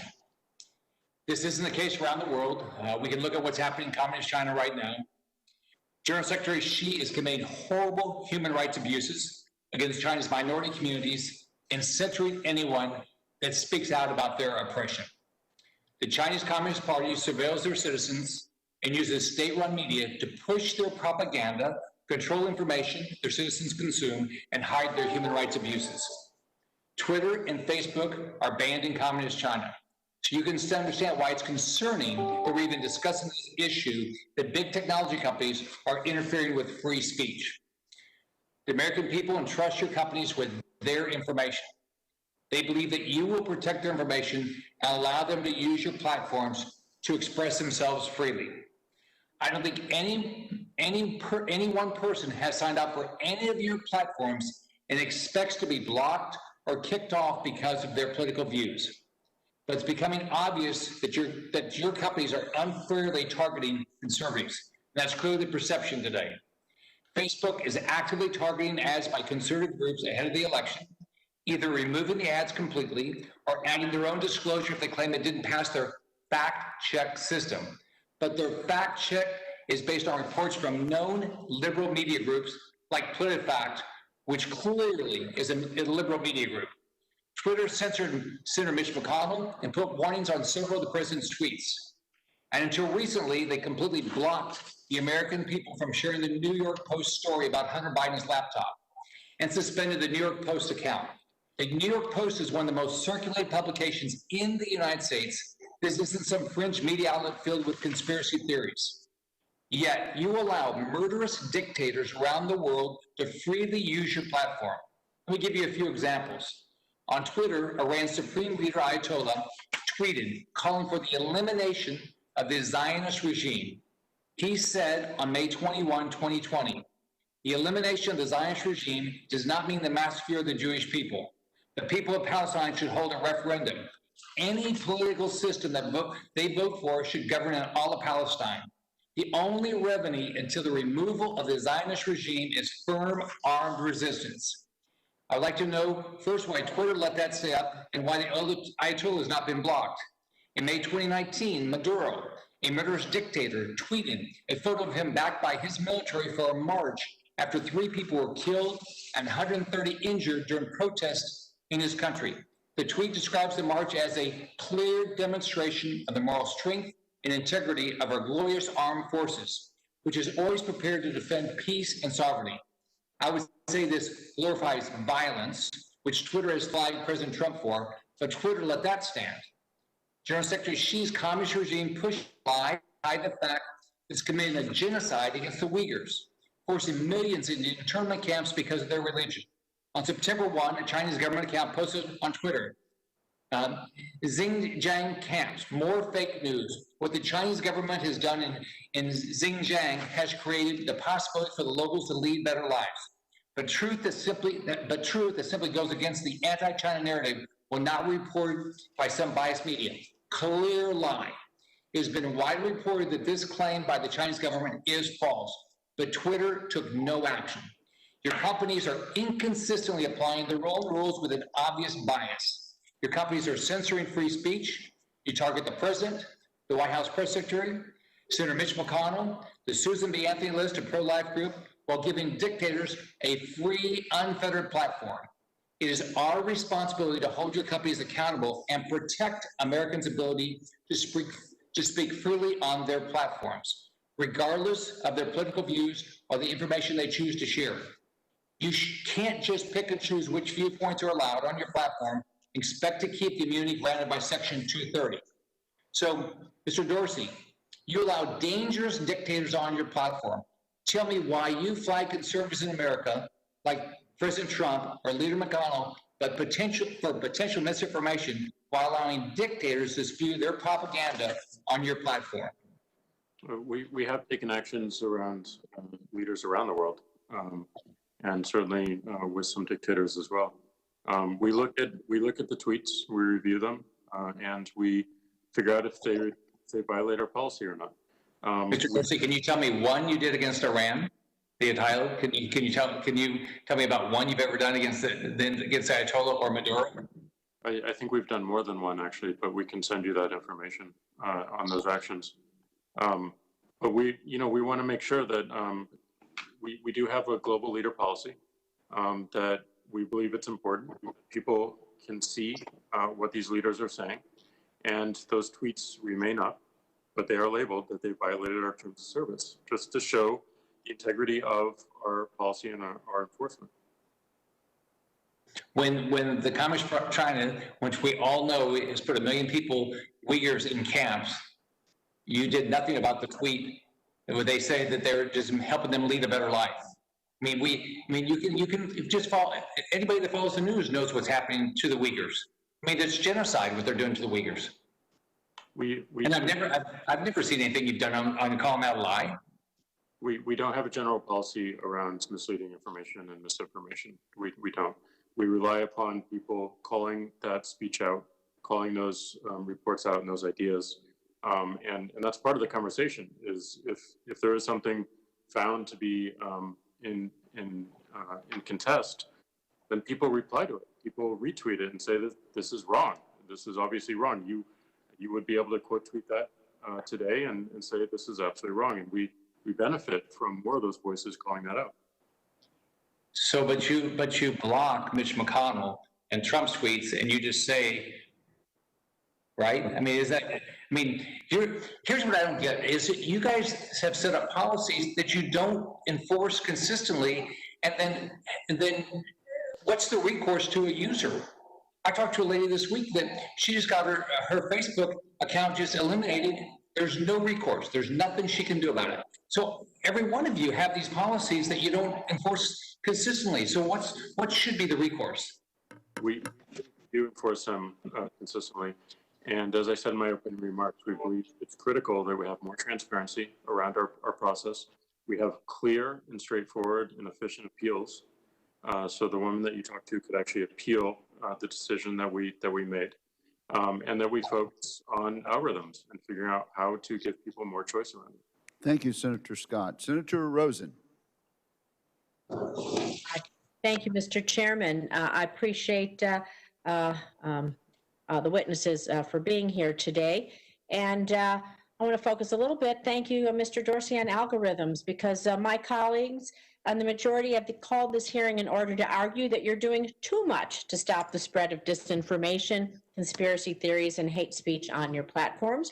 I'm here to tell you that you are not doing enough. Your platform's recommendation algorithms, well, they drive people who show an interest in conspiracy theories far deeper into hate. And only you have the ability to change this. What I really want to say is that on these platforms, and what I'd like to tell my colleagues, the important factor to realize is that people or users are the initiators of this content, and the algorithms are the potentiators, particularly the recommendation algorithms, the potentiators of this content. Now, I was doing a little cleaning in my garage like a lot of people during COVID. I'm a former computer programmer. I actually found my old hexadecimal calculator and Radio Shack, my little owner's manual here. So I know a little bit about the power of algorithms and what they can and can't do, having done that myself. And I know that you have the ability to remove bigoted, hateful, and incendiary content that will lead and has led to violence. So I want to be clear. It's really not about what you can or cannot do. It's really about what you will or will not do. So we have adversaries like Russia. They continue to amplify propaganda, everything from the election to coronavirus. We know what they're doing, anti-Semitic conspiracy theories. They do it on your platforms, weaponizing division and hate to destroy our democracy and our communities. The U.S. intelligence community warned us earlier this year that Russia is now actively inciting white supremacist violence, which the FBI and the Department of Homeland Security say poses the most lethal threat to America. In recent years, we've seen white supremacy and anti-Semitism on the rise, much of it spreading online. And what enables these bad actors to disseminate their hateful messaging to the American public are the algorithms on your platforms, effectively rewarding efforts by foreign powers to exploit divisions in our country. To be sure, I want to acknowledge the work you're already doing in this space. I'm relieved to see that Facebook has really taken that long overdue action in banning Holocaust denial content. But while you've made some policy changes, what we have seen time and time again is what starts online doesn't end online. Hateful words morph into deadly actions, which are then amplified again and again. It's a vicious cycle. Just yesterday, we commemorated the 2-year anniversary of the Tree of Life shooting in Pittsburgh, the deadliest targeted attack in the Jewish community in American history. The shooter in this case had a long history of posting anti-Semitic content on social media sites, and what started online became very real for the families who will now never again see their loved ones. So there has to be accountability when algorithms actively contribute to radicalization and hate. So Mr. Zuckerberg and Mr. Dorsey, when you implement a policy banning hate or disinformation content, how quickly can you adjust your algorithms to reduce this content? And perhaps what I want to ask even more importantly, to reduce or remove the recommendation algorithm of hate and disinformation, perhaps it doesn't continue to spread. We know those recommendation algorithms continue to drive someone more specifically and specifically and specifically. Great when you want to buy a new sweater, it's going to be cold out here, it's winter. Not so great when you're driving them towards hate. Can you talk to us about that, please? Mr. Dorsey, you can go first, please. As you know, algorithms, these algorithms, machine learning and deep learning, are complex, they're complicated, and they require testing and training. Mm-hmm. So as we learn about their effectiveness, we can shift them and we can iterate them. But it does require experience and does require a little bit of time. So, the most important thing that we need to build into the organization is, a fast learning mindset and that agility around updating these algorithms. So we do try to focus the urgency of our updates on any severity of harm. As you mentioned, specifically anything that leads to offline harm or dangerous speech that goes into offline harm. And well, Mr. Zuckerberg, I'll ask you to answer that, then I have some more questions about how, I guess, the nimbleness of your algorithms. Go ahead. Senator, I think you're focused on exactly the right thing in terms of how many people see the harmful content. And as we talk about putting in place regulation, or reforming Section 230 in terms of what we want to hold companies accountable for, I think that what we should be judging the companies on is how many people see harmful content before the companies act on it. And I think being able to act on it quickly and being able to act on content that is potentially going viral or going to be seen by more people before it does see a lot of people, that it gets seen by a lot of people is critical. This is what we report in our quarterly transparency reports, or what percent of the content that a person sees is harmful in any of the categories of harm that we track. And we try to hold ourselves accountable for basically driving the prevalence of that harmful content down. And I think good content regulation here would create a standard like that across the whole industry. So I like what you said. Your recommendation algorithms need to learn to drive the prevalence of this harmful content down. So I have some other questions. I'm going to ask those, but I would like to see some of the information about how nimble you are on driving down that prevalence when you do see it trending, when you do see an uptick, whether it's by bots, by human beings, whatever that is. We need to drive that prevalence down. And so can you talk a little bit maybe more specifically then on things you might be doing for anti-Semitism? We know that is white supremacy, the biggest domestic threat on the Homeland Security Committee. They have testified to this, the largest threat, of course, in to our nation.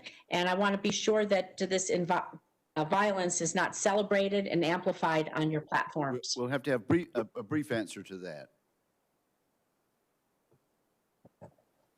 Senator, to whom are you addressing the question?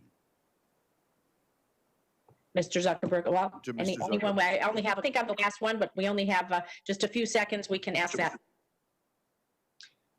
Sure, Senator. Thank you. I mean, there's a lot of nuance here, but in general, for each category of harmful content, whether it's terrorist propaganda or incitement of violence and hate speech, we have to build specific systems and specific AI systems. And one of the benefits of, I think, having transparency and transparency reports into how these companies are doing is that we have to report on a quarterly basis how effectively we're doing at finding those types of content. So you can hold us accountable for how nimble we are. Hate speech is one of the hardest things to train an AI system to get good at identifying because it is linguistically nuanced. We operate in 150 languages around the world.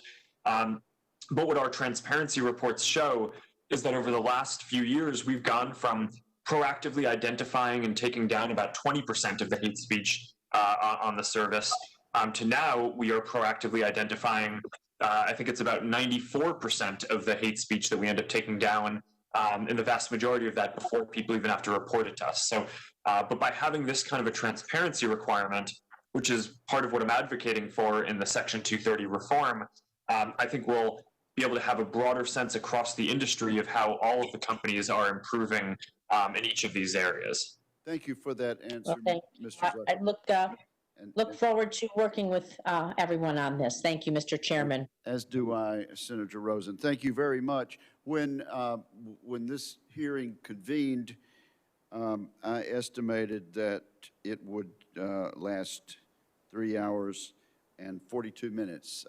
It's now been 3 hours and 41 minutes. 4 of our members have been unable to join us, and that's the only reason that my prediction was the least bit accurate. So thank you all. Thank you very much, and I thank our witnesses. During my first series, during my first question to the panelists, I referred to a document that I had entered into the record during our committee meeting, I believe on October the 1st, entitled Social Media Companies Censoring Prominent Conservative Voices. That document has been updated, and without objection, it will be added to the record at this point. And I believe we are now at the point of closing the The hearing record will remain open for 2 weeks. During this time, senators are asked to submit any questions for the record. Upon receipt, the witnesses are requested to submit their written answers to the committee as soon as possible, but by no later than Wednesday, November 25th, 2020. I want to thank our witnesses for their cooperation and for bearing with us during a very lengthy hearing, and I want to thank each member of the committee for their cooperation in the conduct of this hearing. With that, the hearing is concluded, and the witnesses are thanked. This hearing is now adjourned.